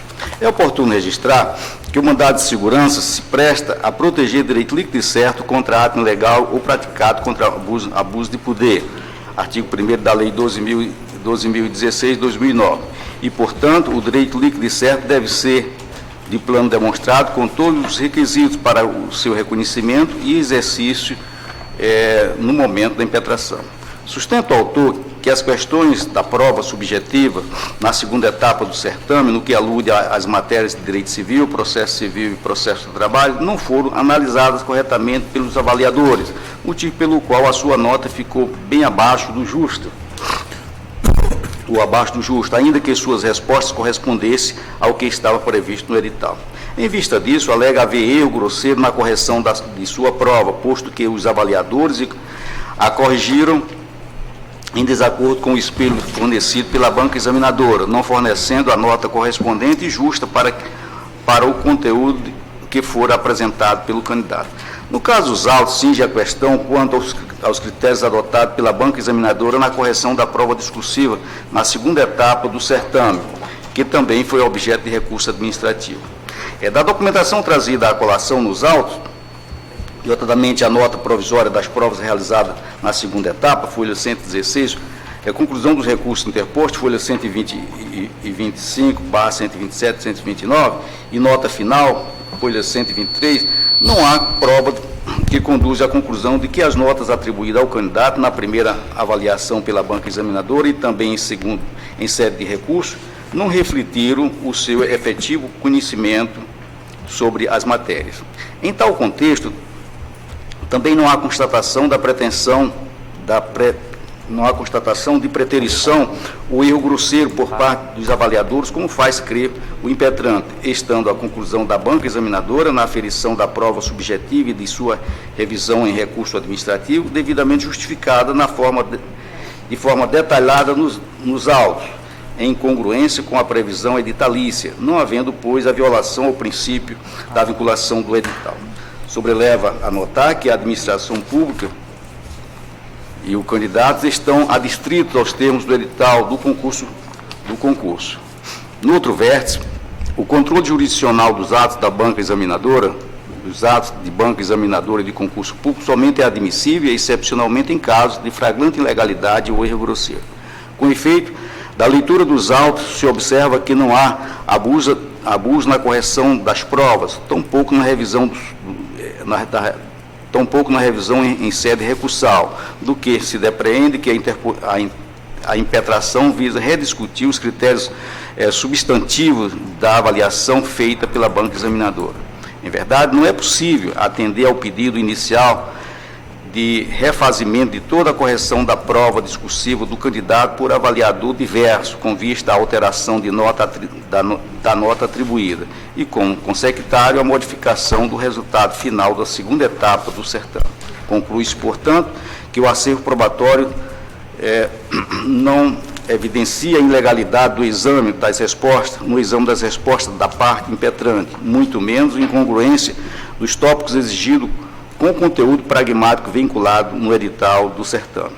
Como sabido, não cabe ao Poder Judiciário, no controle jurisdicional da legalidade do concurso público, tomar o lugar da banca examinadora nos critérios de correção de provas e de atribuição de notas, salvo hipóteses excepcionais de compatibilidade do conteúdo das questões do concurso com o previsto no edital, o que não se verifica no caso vertente. Não se pode olvidar, outrossim, que o plenário do Supremo Tribunal Federal, no julgamento número 632, 853-CE, sobre o regime de repercussão geral nos termos do voto do ministro Gilmar Mendes, reconheceu em caráter excepcional a possibilidade de o Judiciário anular questões de concurso público quando houver flagrante dissonância entre o conteúdo das questões e o programa descrito no edital do certame, o que não se verifica no caso em apreço. E eu deixo de ler esse entendimento do ministro e já passo adiante. Presidente, só a título de sugestão, presidente, as emendas, o item 1 e o item 2, resumem o seu voto por completo. Eu vejo assim, só bom, essa matéria me parece que não há muita discussão em torno dessa questão. E o item 2 da emenda do senhor resume de uma forma sublime. Portanto, eu estou concluindo pela denegação da segurança por não vislumbrar na hipótese o direito pleiteado. E ouça a eminente desembargadora Eva Evangelista.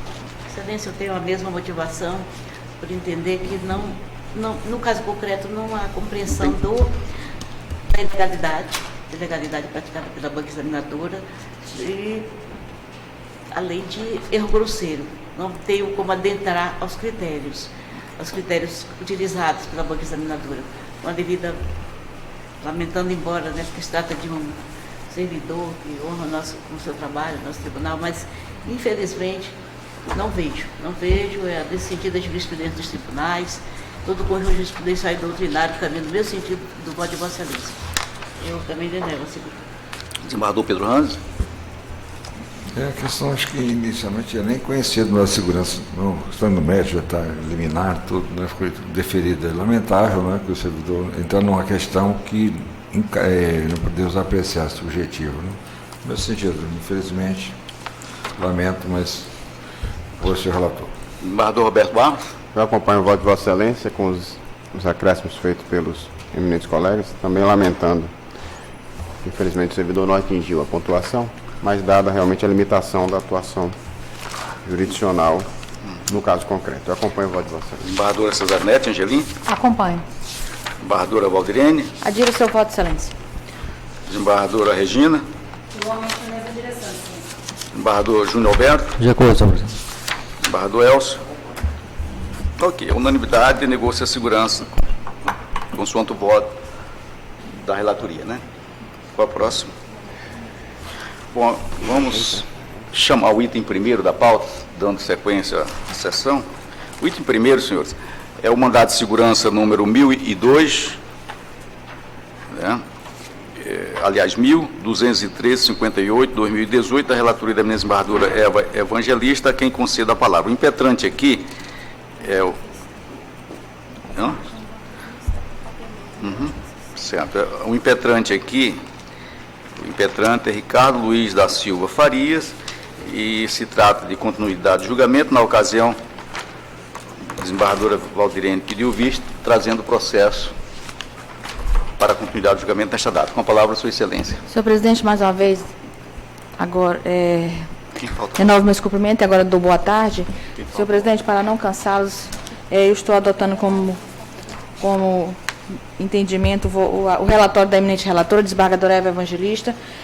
Outro sim, no que toca a concessão ou não do REACH, eu informo aos senhores, como é acertado com Vossa Excelência, que o meu voto está na pasta compartilhada de procedimentos administrativos, está lá o meu voto. E a minha linha de entendimento, senhor presidente, eu estou, no caso concreto, diante do que consta dos autos, onde o Estado do Acre, embora alardeie na mídia, e isso foi alentado pelo voto brilhante da excelentíssima senhora relatora, que está economicamente bem, pelo menos alentava essa hipótese, e agora já se deu por consciente de que essa não é a realidade. Eu estou sufragando a linha de entendimento adotada por um dos integrantes da Corte Superior nossa, do Supremo. Eu estou, por conta adotando o princípio da razoabilidade. No caso concreto, eu estou a me pronunciar, senhores, pela denegação da ordem. Desembargador Júnior Alberto. Votado. É o item... Desembargador, só um pouquinho, estou examinando aqui o voto da desembargadora Valdirene. Item 1.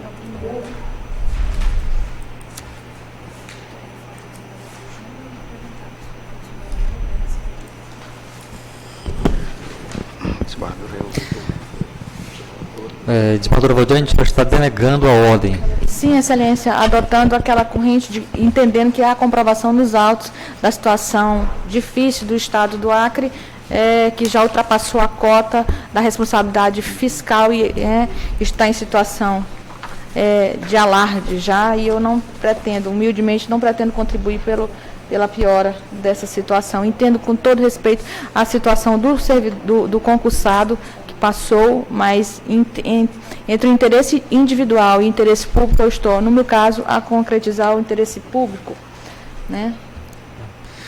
Senhor presidente, eu vou acompanhar o voto da eminente relatora, que eu entendo o seguinte: quando o órgão público lança a abertura de um concurso público, né, naturalmente há todo um planejamento aí para prevê essas despesas, né, que são decorrentes da sua realização com o chamamento dos aprovados, e que a gente vem observando é uma certa banalização dessa situação da administração pública realizar os concursos, né? As pessoas investem na inscrição, às vezes frequentam cursinhos, né? Compram material didático, passam e ficam naquela expectativa, né? Nesse caso, especificamente aqui, eu vou acompanhar então o voto da eminente relatora, senhor presidente. O desembargador Roberto, na ocasião, não se fazia presente. Se acha habilitado a votar? Sim. Eu renovo os cumprimentos. Tive a oportunidade de examinar o processo e também o voto da eminente desembargadora Eva, relatora, e o voto da desembargadora Valdirene. Eu também vou pedir venha a eminente relatora e os ilustres colegas que lhe acompanham, que formam, portanto, a maioria, a ilustre maioria, assim como a desembargadora Valdirene, eu entendo que, no caso concreto, está demonstrada a excepcionalidade a que se refere o recurso extraordinário julgado pelo Supremo, que trata dessa matéria do concurso público. Eu sei que é análise de prova, né, e, portanto, peço venha aos eminentes colegas que têm posicionamento em sentido diverso, e quero apenas esclarecer que eu tenho um caso muito parecido, julgado da minha relatoria, em que eu concedi a segurança, mas é que naquele caso a situação era contra ato da presidente do Tribunal de Justiça. O Tribunal de Justiça, graças a Deus e as administrações que por aqui passaram, não se encontra na mesma situação do Poder Executivo. Já no caso concreto, no meu entender, a situação de gasto de pessoal, segundo informação que consta nos autos, o gasto de pessoal atingiu 53,86%, quando o limite prudencial era na casa dos 47%, e 49% já estaria estourado, ou seja, já está muito além do que deveria ter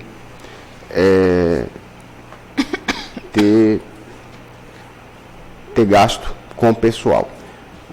Embora com a mesma dificuldade de entender como é que esse quadro chegou na situação de 4 anos, em que deveria ter ocorrido um planejamento para tanto. Mas pedindo venha, sem querer, né, tá escorrendo muito sobre o assunto e com todas as venhas a ilustre maioria. E esse meu voto, senhor presidente, eu vou inclusive estender, né, se a eminente relatora assim o fizer também nos outros casos, me parece que todos são iguais. O voto da desembargadora Eva sempre preciso. O Estado do Acre, em outros casos, fica alegando que a parte não estava dentro do número de vagas, mas todos os casos ou estava dentro do número de vagas ou passou a estar, porque houve desistências. Então, assim, para não tomar o tempo da corte, nos outros casos minha linha de voto vai ser a mesma, pedindo venha aos colegas, e aí eu farei apenas esse registro. Tá? Pedindo venha, então acompanho o voto da divergência. Ok. Todo respeito. Beleza, o julgamento fica da seguinte maneira: decidiu o tribunal, por maioria, conceder a segurança nos termos do voto da relatora, desembargadora Eva Evangelista, e das mídias digitais, divergentes, desembargadora Valdirene Cordeiro, desembargador, seguida pelo desembargador Roberto Barro, que votaram pela denegação da segurança. Senhor presidente, eu farei a apresentação da declaração de voto. Pois não. Constar nos autos. Constar a declaração de voto. Senhor presidente, eu gostaria de fazer esclarecimento. Tivesse o Estado do Acre demonstrado que, além puramente dos números do quantitativo, da lei de responsabilidade fiscal, que já ultrapassou a margem prudencial, tivesse me apresentado o Estado do Acre a prova de que adotou providências também para reduzir essa margem prudencial, eu pode ter certeza que eu teria votado nas mesmas condições que a eminente desembargadora Valdirene e o desembargador Roberto Barros. Bem, assim eu quero, mas eu não, neste processo nada custa, eu não vou levantar dados. Vou fazer prova da parte. Desembargadora, dando continuidade à sessão, já chamo a julgamento o item 2, ou seja, o mandato de segurança 1043/14/2018, da relatoria da desembargadora Evangelista, impetrante aqui é Regina Cláudia de Castro Cavalcante, impetrado Secretaria de Estado de Gestão Administrativa, com a palavra de Sua Excelência. Não há sustentação. Bom, poderíamos já ouvir a manifestação do... Por extensão, Por extensão, né? Até o item 18. Até o item 18. É a mesma matéria. A mesma matéria.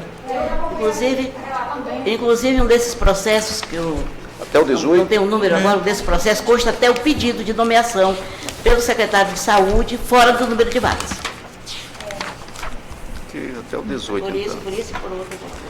Doutor Procurador, tem Por extensão. Uma manifestação do... Até o número Mesma linha, né? 18. Até o 18.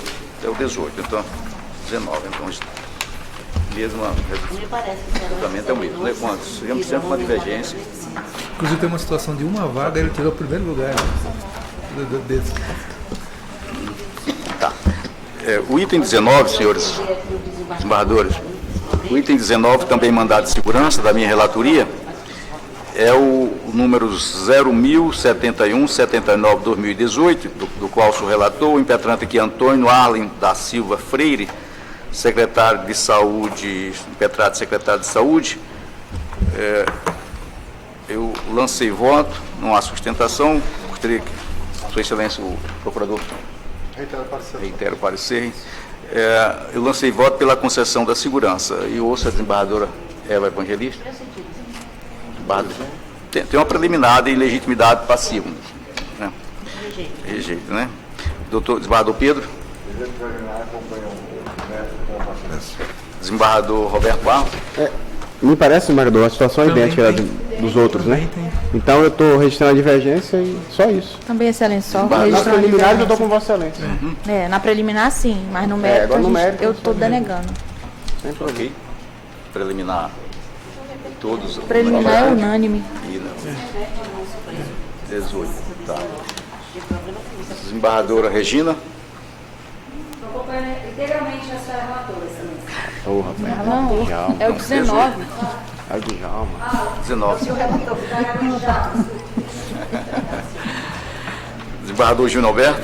Qual é o item, senhor presidente? Como? 19. É o item 19? Item É a 19. matéria. Vou confirmar aqui, senhor presidente. Só abrir aqui para confirmar. Tem uma preliminar de ilegitimidade que foi rejeitada e no mérito.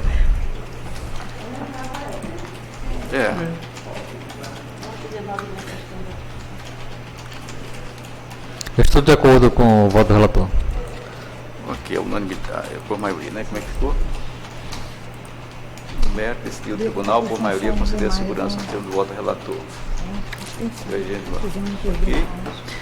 Bom, o item 2, senhores, o item, aliás, 20, também Igual. mandado de segurança, Igualzinho. é igual, né? Doutor Procurador? Tá. Do desembargador Eva, o item 20, é a mesma situação também. No sentido. Todos os demais, né? Os demais, narrador, do 20 ao 29, Isso, é igualzinho, desembargador. não é? Os agravos prejudicados. Os agravos, eu acho que até e o agravos é unânime, entendeu? Porque a gente está prejudicado. Do 20 ao 29, né? Ao 29. Nos MS é por maioria e no agravo é por unanimidade. Prejudicado. Pronto, isso. Não, o 30 é diferente, Denise. Isso. Tá. 30 Na sequência, chama o item 30 da pauta, também mandado de segurança, 1009, 1920, 60, 2017, impetrante aqui, Jacques Sâmia Teixeira Celestino, sou eu relator, o Estado, impetrado é o governador do Estado do Acre. Eu lancei voto, excelência, doutor procurador, reiterando, lancei pela concessão da segurança e ouça a desembargadora Eva Evangelista. Desembargador Pedro. Meu sentido. Desembargador Roberto. Vou pedir vista desse do 31, eu vou explicar, eminentes colegas. É o 30. Esse é um pouquinho diferente, porque esse é preterição. É outra coisa. Então nós julgamos diversos dentro do número de vagas, dos que não eram, mas passaram a ter, só que aqui é preterição, então é diferente. Então eu vou me refluir, né? Isso. Se os colegas pudessem sim, aguardar, também. tá? Só por conta disso eu vou estudar. o caso. Também, sim. Porque Então, normalmente os Supremos já pode olhar. E aqui tem uma questão também da preliminar de legitimidade também. E a questão fática está bem trincada aqui. Né? Eu tenho tudo do mesmo jeito. As pessoas, Então, após votar o relator, vista. No meu gabinete 50. Os demais aguardam o Sim, voto de excelência. vista? Júnior também? Regina, embargadora Regina, o voto de vista vai aguardar? Vou aguardar o voto de vista, excelência. Esse é um pouquinho diferente. Esse é igual ao 31, desembargador? Isso. Ok, então. Pegou o voltou do STJ aqui, desembargador. Chama o item 32. O item 32 também mandado de segurança, 32 119. já foi votado. Ah, já foi votado, desculpa. Acabação? 33 embargos infringentes da minha relatoria. Número É embargos nomeação, né? infringente, nulidade número 00546183. O embargante aqui é Evani da Silva Pereira. Evani da Silva Pereira foi condenada a 8 anos, 6 meses e 20 dias de reclusão. Embargos infringentes. Eu estou lançando o voto pelo acolhimento do embargo, mantendo a decisão embargada, né? E ouço a eminente desembargadora Eva, o doutor procurador também. Presidente, eu reitero o parecer dos autos pelo desprovimento dos embargos. Desembargador Eva. Tá. Desembargador Pedro.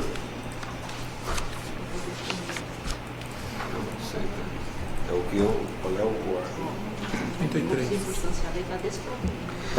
Eu estou acolhendo os embargos infringentes. Ele foi absolvido no primeiro grau e condenado na Não era Câmara. nomeação, a competência do governador. Eles acolheram a legitimidade. Estou acolhendo os embargos. Não, Sua Vossa Excelência está não acolhendo. É 33. 33. Exato. Estou mantendo a condenação. Isso. A sua revisora igualmente, Excelência. Não, eu estou falando é com o... O presidente. Desembargador. Eu acompanho o voto de Vossa Excelência da eminente revisora. Desembargadora. Rejeição. Desembargadora Cesarinete. Desembargadora Valdirene. Do senhor. Regina. Desembargadora Regina. Perdão, excelência, é porque... Qual é o item? É o item 33. 33. Só um momentinho.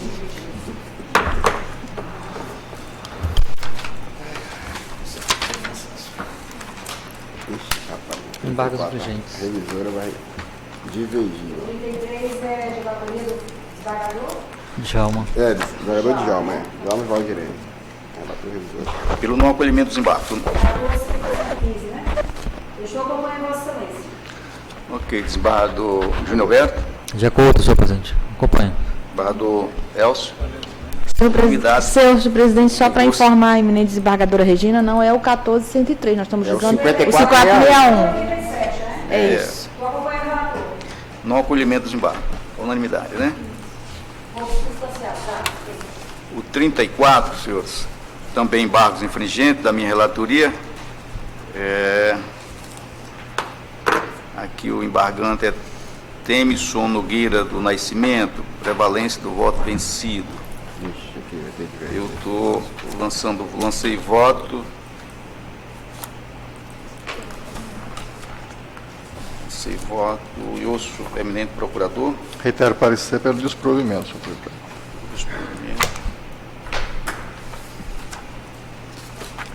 Lancei voto. Dar provimento aos embargos infringentes em apreço, mantendo o fundamento do voto vencido, para absolver o embargante Temer. Você ouça a desembargadora Eva Evangelista? Aliás, é revisora. Senhor presidente, com a devida vênia, eu estou a desprover o recurso divergente de Vossa Excelência. Pois não, desembargador Eva. O presidente vai pedir vista. Desembargador Pedro. Eu fui aqui abrir divergência na Câmara, manter a minha posição, acompanho Vossa Excelência. Desembargador Roberto. Eu vou aguardar o voto visto da eminente decana. Desembargadora Regina. Eu vou estudar direito. O embargos infringentes 14, 115 e 63. Eu vou aguardar.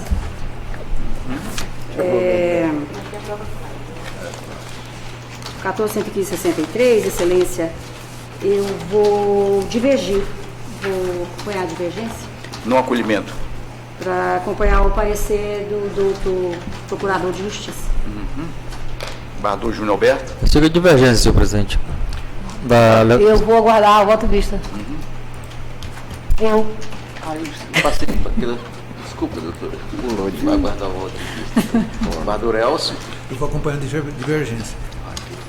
Rapaz, o negócio Como é que fica entrando? Aval.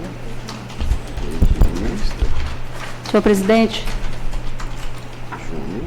gostaria de pedir licença, que eu vou ter que me ausentar antecipadamente da sessão, por motivos justificáveis, que eu tenho um exame médico agora inadiável para fazer às 13h30. E eu peço vênia aos colegas e permissão aos colegas também para me retirar. Muito obrigada. Seja justificada a retirada ausência de Vossa Excelência em função de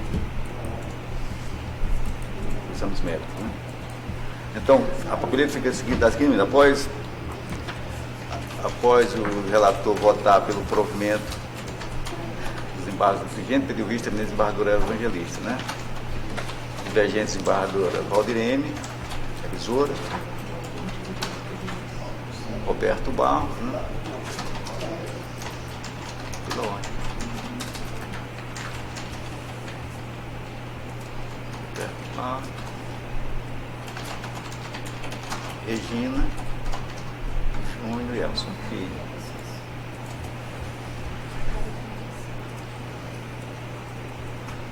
Não, bota como é que for acompanhado, aí bota.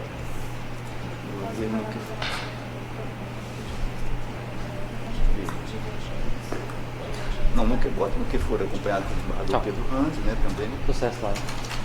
Lá no voto.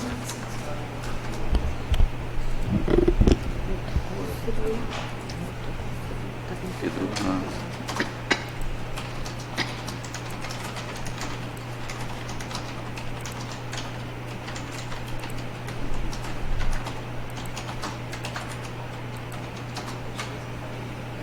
Aí, desembargadora Cesar Neto está aguardando.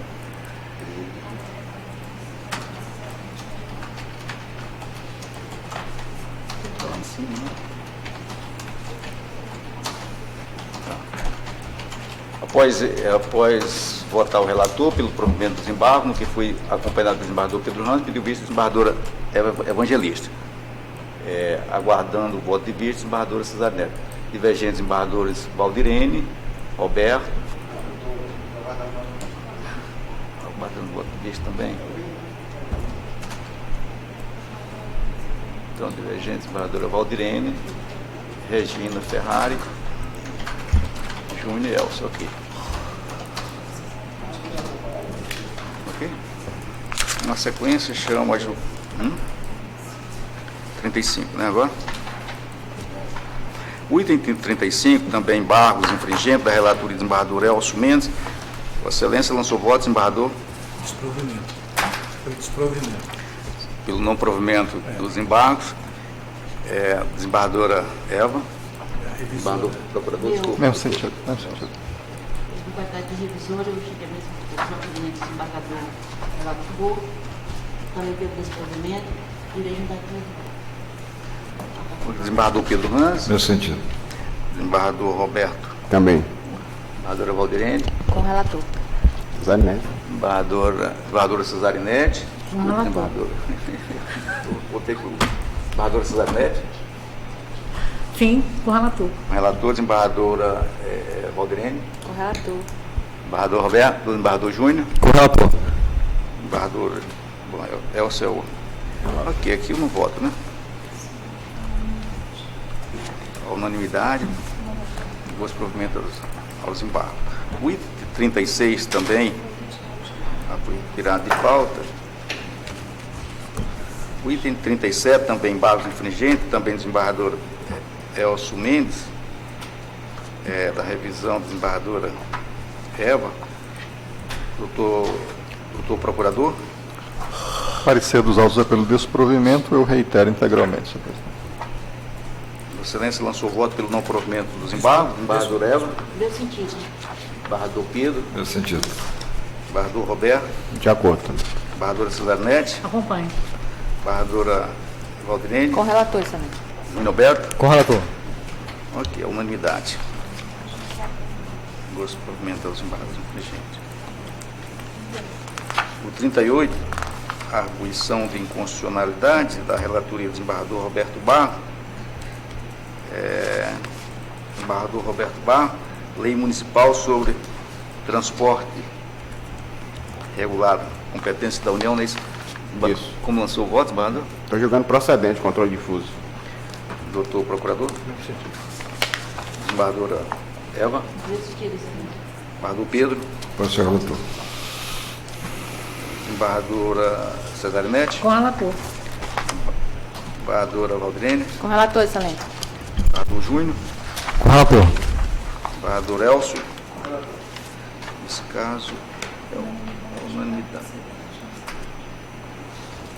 Também estou lançando voto no mesmo sentido, né? Unanimidade, né? O 39, agora, é um agravo número 07056-23-2016, da relatoria, da minha relatoria. O agravante aqui é Valdeni Carlos Bellini, Estado do Acre, o agravado. Eu lancei voto pelo não provimento do agravo. Ouço Sua Excelência, doutor Procurador. Na manifestação do MP. Tá. Doutora Desembargadora Eva. Desembargador Pedro Hans. Acompanho o senhor relator. Desembargador Roberto Barros. Também estou de acordo, senhor presidente. Desembargadora Cesarinete Angelim. Mesmo sentido. Desembargadora Valdirene. Com relator. Desembargador Júnior Alberto. Relator. Desembargador Elcio. Acompanho. É unanimidade.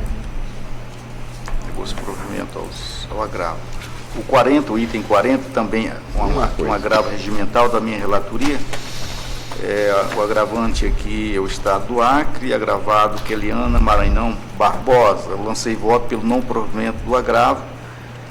E ouço o doutor Procurador de Justiça. Não, manifestação. Não havendo manifestação, doutora Eva. Desembargadora Eva. Desembargador Pedro Hans. Nesse sentido. Desembargador Roberto Barros. De acordo. Desembargadora Cesarinete. Acompanho. Desembargadora Valdirene. De acordo. Desembargador Júnior Alberto. De acordo, senhor. Desembargador Elcio. Acompanho. A unanimidade. O 41, embargo de declaração, também da minha relatoria. O embargante é Dora Valesca Bastos Oliveira Gouveia. Lancei voto pela rejeição dos embargos, doutor Procurador. Desembargadora Eva. Desembargador Pedro Nesse Hans. sentido já. Desembargador Roberto Barros. De acordo com o voto, Vossa Excelência. Desembargadora Cesarinete. Acompanho. Desembargadora Valdirene. Com relator. Desembargador Júnior Alberto. Desembargador Elcio. Acompanho. Unanimidade. 42 já foi julgado. 43, mandado de segurança, 1807-09-2017. Desembargadora Cesarinete é relatora. Desembargador Cesarinete lançou voto. Tem uma preliminar. Tá. Como lançou o voto, Excelência? Desembargador Eu estou encaminhando meu voto estou denegando a segurança, a preliminar de legitimidade passiva, para figurar na relação processual, o secretário deve permanecer no processo ponderando na linha precedente desse Tribunal de Justiça, antes da nomeação da posse. Eu estou entendendo aqui que deve, sim, figurar, mas Roberto, não sei, não é naquela mesma linha que o senhor pediu vista não, né? Ah, tá. Então eu estou encaminhando, eu estou rejeitando, né?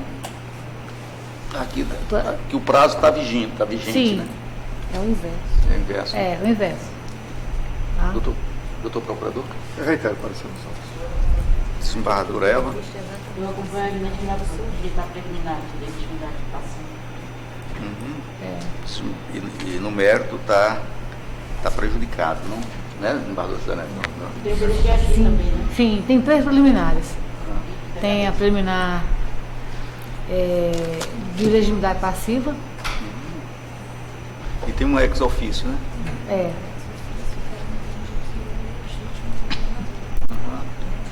Que aqui estou entendendo que persiste, né? Ou seja, a legitimidade passiva do governador, no caso, do secretário de Estado e do chefe do Executivo. A preliminar de ausência de interesse de agir está pautado nos seguintes termos: sendo empossado no cargo de técnico em radiologia, não há mais necessidade da atuação do Poder Judiciário para fazer valer o direito vindicado pelo impetrante, quanto a este ponto, mas o impetrante ainda tem interesse e necessidade de acionar o Poder Judiciário sobre o pedido para ser empossado no cargo de técnico em imobilização ortopédica, visto que, de acordo com os fatos articulados na peça inicial, ainda não ocorreu a convocação, existindo outras pessoas desempenhando a minha função.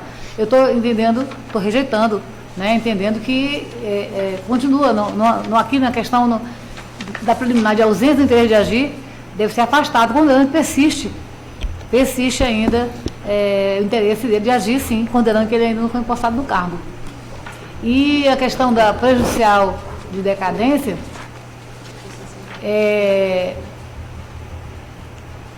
está aqui, está dizendo que é o seguinte: sob impetração para ser nomeado e empossado no cargo de técnico em imobilização ortopédica, a própria defesa técnica reconheceu que a validade do edital se esgota no dia 2 de setembro de 2018. Ocorre que o Superior Tribunal de Justiça já pacificou a tese de que o termo inicial para a impetração de mandado de segurança, na hipótese em que o candidato aprovado em concurso público não for nomeado, é o término do prazo de validade do concurso. Então, quando exaurir, né, a validade do concurso, então... O pedido está prejudicado, não? No mérito, estou dizendo que isso existe, a pretensão dele, né? E, no caso, ele foi aprovado na primeira posição, de sorte que as provas... Peraí, eu não teclei errado aqui.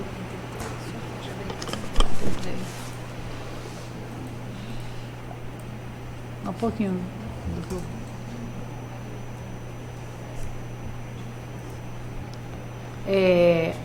As provas, elas que acompanharam, que fundamentaram, que ensejaram, que deram fundamento à petição inicial, elas evidenciam que a participação do impetrante do concurso público como da sua classificação na primeira posição. Todavia, as mesmas provas não são insuficientes para corroborar a alegação de que está havendo qualquer forma de preterição. Ou seja, as provas que foram carreadas aos autos não evidenciam, não demonstram que ele está sendo preterido. Porque a arguição é essa. Então, eu estou rejeitando, eu estou denegando a segurança em razão de que as provas que foram juntadas com esses objetivos não demonstram o direito líquido e certo dele. Então, a emenda, a papeleta, o seu voto está no seguinte, sendo, embaixadora, lendo aqui a emenda, diz o seguinte: preliminar ex officio de legitimidade passiva, assim como o chefe do Poder Executivo tem legitimidade passiva para figurar na relação processual, os secretários de Estado devem permanecer no processo, considerando que, na linha de precedente deste Tribunal de Justiça, MS número tal, antes da nomeação e posse de candidatos aprovados, subsiste outro ato alegadamente não praticado, qual seja a convocação para inspeção médica e entrega de documento para posse, competência das referidas autoridades, conforme os editais juntados às folhas, não é isso? Sim. Já a segunda preliminar, preliminar de ausência de interesse de agir, sendo empossado no cargo de técnico em radiologia, não há mais necessidade de atuação do Poder Judiciário para fazer valer o direito vindicado pelo impetrante quanto a este ponto. Mas o impetrante ainda tem necessidade de acionar o Poder Judiciário sobre o pedido para ser empossado no cargo de técnico em imobilização ortopédica, visto que, de acordo com os fatos articulados na peça inicial, ainda não ocorreu convocação, existindo outras pessoas desempenhando a função no seu lugar.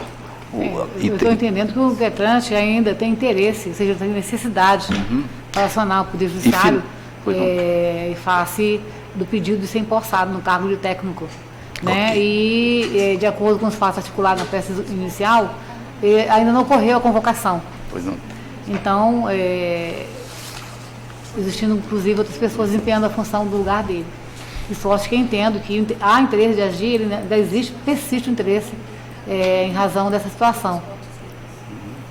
Ok, desembargador. E aqui a prejudicial decadência sobre a impetração para ser nomeado e empossado no cargo de técnico em imobilização ortopédica. Em relação, voltando, em relação ao interesse de agir, Aqui ainda no corpo do voto, no voto, estou acolhendo a perda do objeto, ou seja, acolhendo parcialmente a preliminar de ausência de interesse de agir. Os senhores desculpem, é porque eu teria que ler o voto, para poder eu me inteirar também, porque são muitos processos, todos sabem que nós não temos cabeça para muita coisa.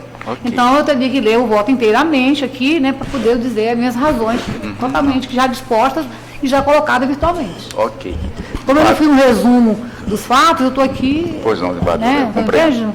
Porque. Desembargadora Elva está acompanhando, né? Está fundamentado. Está acompanhando. Não tudo. Integral, a questão da legitimidade. Eu tenho a compreensão com a desembargadora, a questão da legitimidade, ela está afirmada, a legitimidade passiva do governador do Estado, juntamente com o secretário de Estado, para integrar o polo passivo do mandado de segurança, não é isso, desembargadora?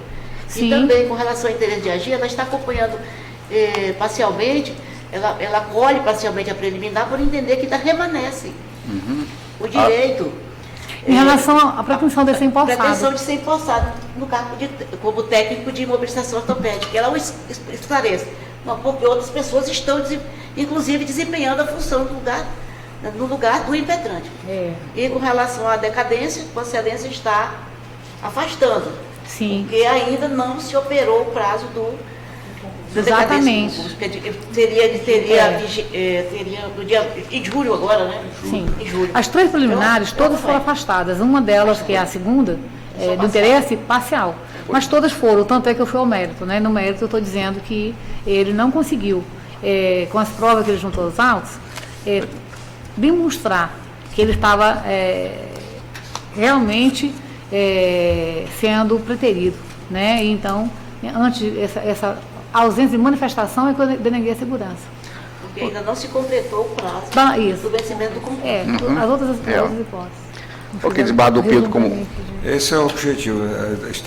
Eu tive a capacidade de ouvir, entender, e a validade do concurso é dia 2 de julho. Então, dentro do voto da relatora, acompanho. Entendi, e quanto às preliminares, acompanho também. Desembargador Roberto Barros. Eu estou acompanhando a relatora em todos os pontos, só tem apenas um destaque, que é o objeto que a desembargadora até fez referência, é o objeto do meu pedido de vista, que é a questão do ato do secretário. Mas, de toda sorte, aqui o governador, a autoridade coatora, porque ele está pedindo a nomeação. Salvo esse destaque que eu vou fazer, porque eu vou trazer o pedido de vista semana que vem, né? A história da convocação. Sim. No mais, eu estou absolutamente de acordo com o voto, em todos os termos do voto da eminente relatora. Desembargadora Valdilene. Acompanho a relatora, tanto na comissão das preliminares quanto no mérito, delegando a ordem. Desembargador Júnior Alberto. Acompanhando a íntegra o voto, relator. Desembargador Elcio. Perfeito. Ok, próximo é o item 45, 47.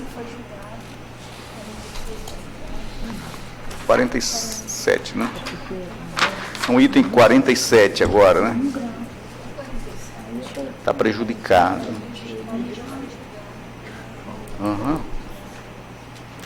Ok. Ok.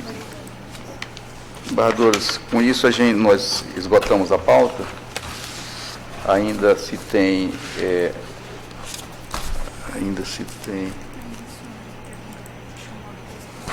esgotamos a pauta e, portanto, eu declaro encerrada a presente sessão, convocando-os para a próxima sessão, que ocorrerá no dia 2/5/2018. Só gostaria de você só duas observações. Só permite? Eu representei a presidente do tribunal na exposição em Brasileia 5 décadas, fui muito prestigiado pelos prefeitos de Itacilândia de Brasileia e as autoridades, e os colegas também estiveram presentes. Depois na Câmara Criminal, já com o nosso colega Elcio, fizemos um julgamento lá com presença de também autoridade na quinta-feira. Às 5 décadas a exposição foi dia 4ª, e na quinta a Câmara esteve presente em Brasileia. Então, só registrar a presidência, a administração, com a sua equipe valiosa, essa presença do Tribunal de Justiça nesses eventos naquela região do Alto Acre. Só isso. E também estive nos municípios, nas comarcas, visitando em função das minhas atribuições no juizado. Então, é só agradecer e dizer do prestígio do tribunal continua nessa região.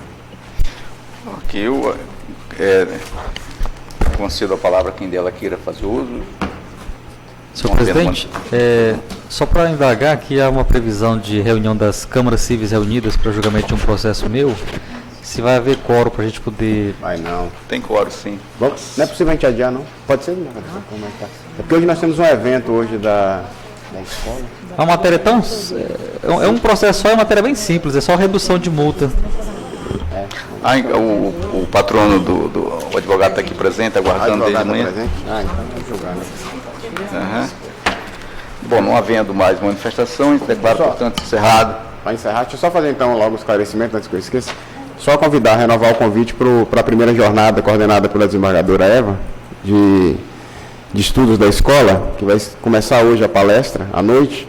O evento segue amanhã, quinta-feira, e na sexta, na Escola do Poder Judiciário.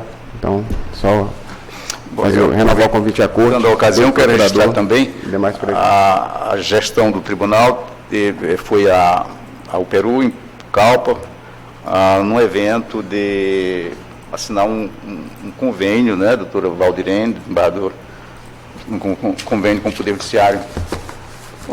Foi ao aniversário da instituição, o Tribunal de Justiça, instalação do Tribunal de Justiça de Pucallpa, e lá se assinou um convênio de cooperação técnica. Gostaria de registrar, já que o presidente não está aqui, e a primeira sessão após o retorno de Sua Excelência. Ok, não havendo mais manifestação, declaro... Senhor presidente, eu tenho manifestação. Vossa Excelência me permite. Senhor presidente, eu também representei a presidência do tribunal em um encontro, uma reunião do presidente do Tribunal de Justiça com a senhora ministra Carmen Lúcia, onde foram tratados vários assuntos que dizem respeito a GMF e violência doméstica. Mas eu me reservo para, na próxima sessão, em conselho, falarmos a respeito. Também participou dessa reunião o ministro Noronha, em que ele depois me afirmou que virá, ele afirmou durante sua fala que irá a todos os estados onde já está, onde já programou, indo para correições aos tribunais. Nós serão entre os tribunais onde Sua Excelência irá. Pois bem, eu me reservo para falar a respeito em reunião que possamos eventualmente ser marcada. Reunião eventualmente a ser marcada na próxima sessão. Ok. Ok. Bom, não havendo mais manifestação, declaro finalmente encerrada a presente sessão, cumprimentando a todos, desejando uma boa tarde. Vai abrir Nós não temos outra sessão. Vamos ter uma outra sessão, né? Ok, vamos suspender por 5 minutos. Senhor presidente, a corregedoria não integra o colégio, vai se instalar, então pede licença para... A gente vai ter quórum? Pois não. Gente, o Neite tem Falta a quórum? desembargadora Regina e a desembargadora de novo. Isso, temos quórum, são 6, né? Não,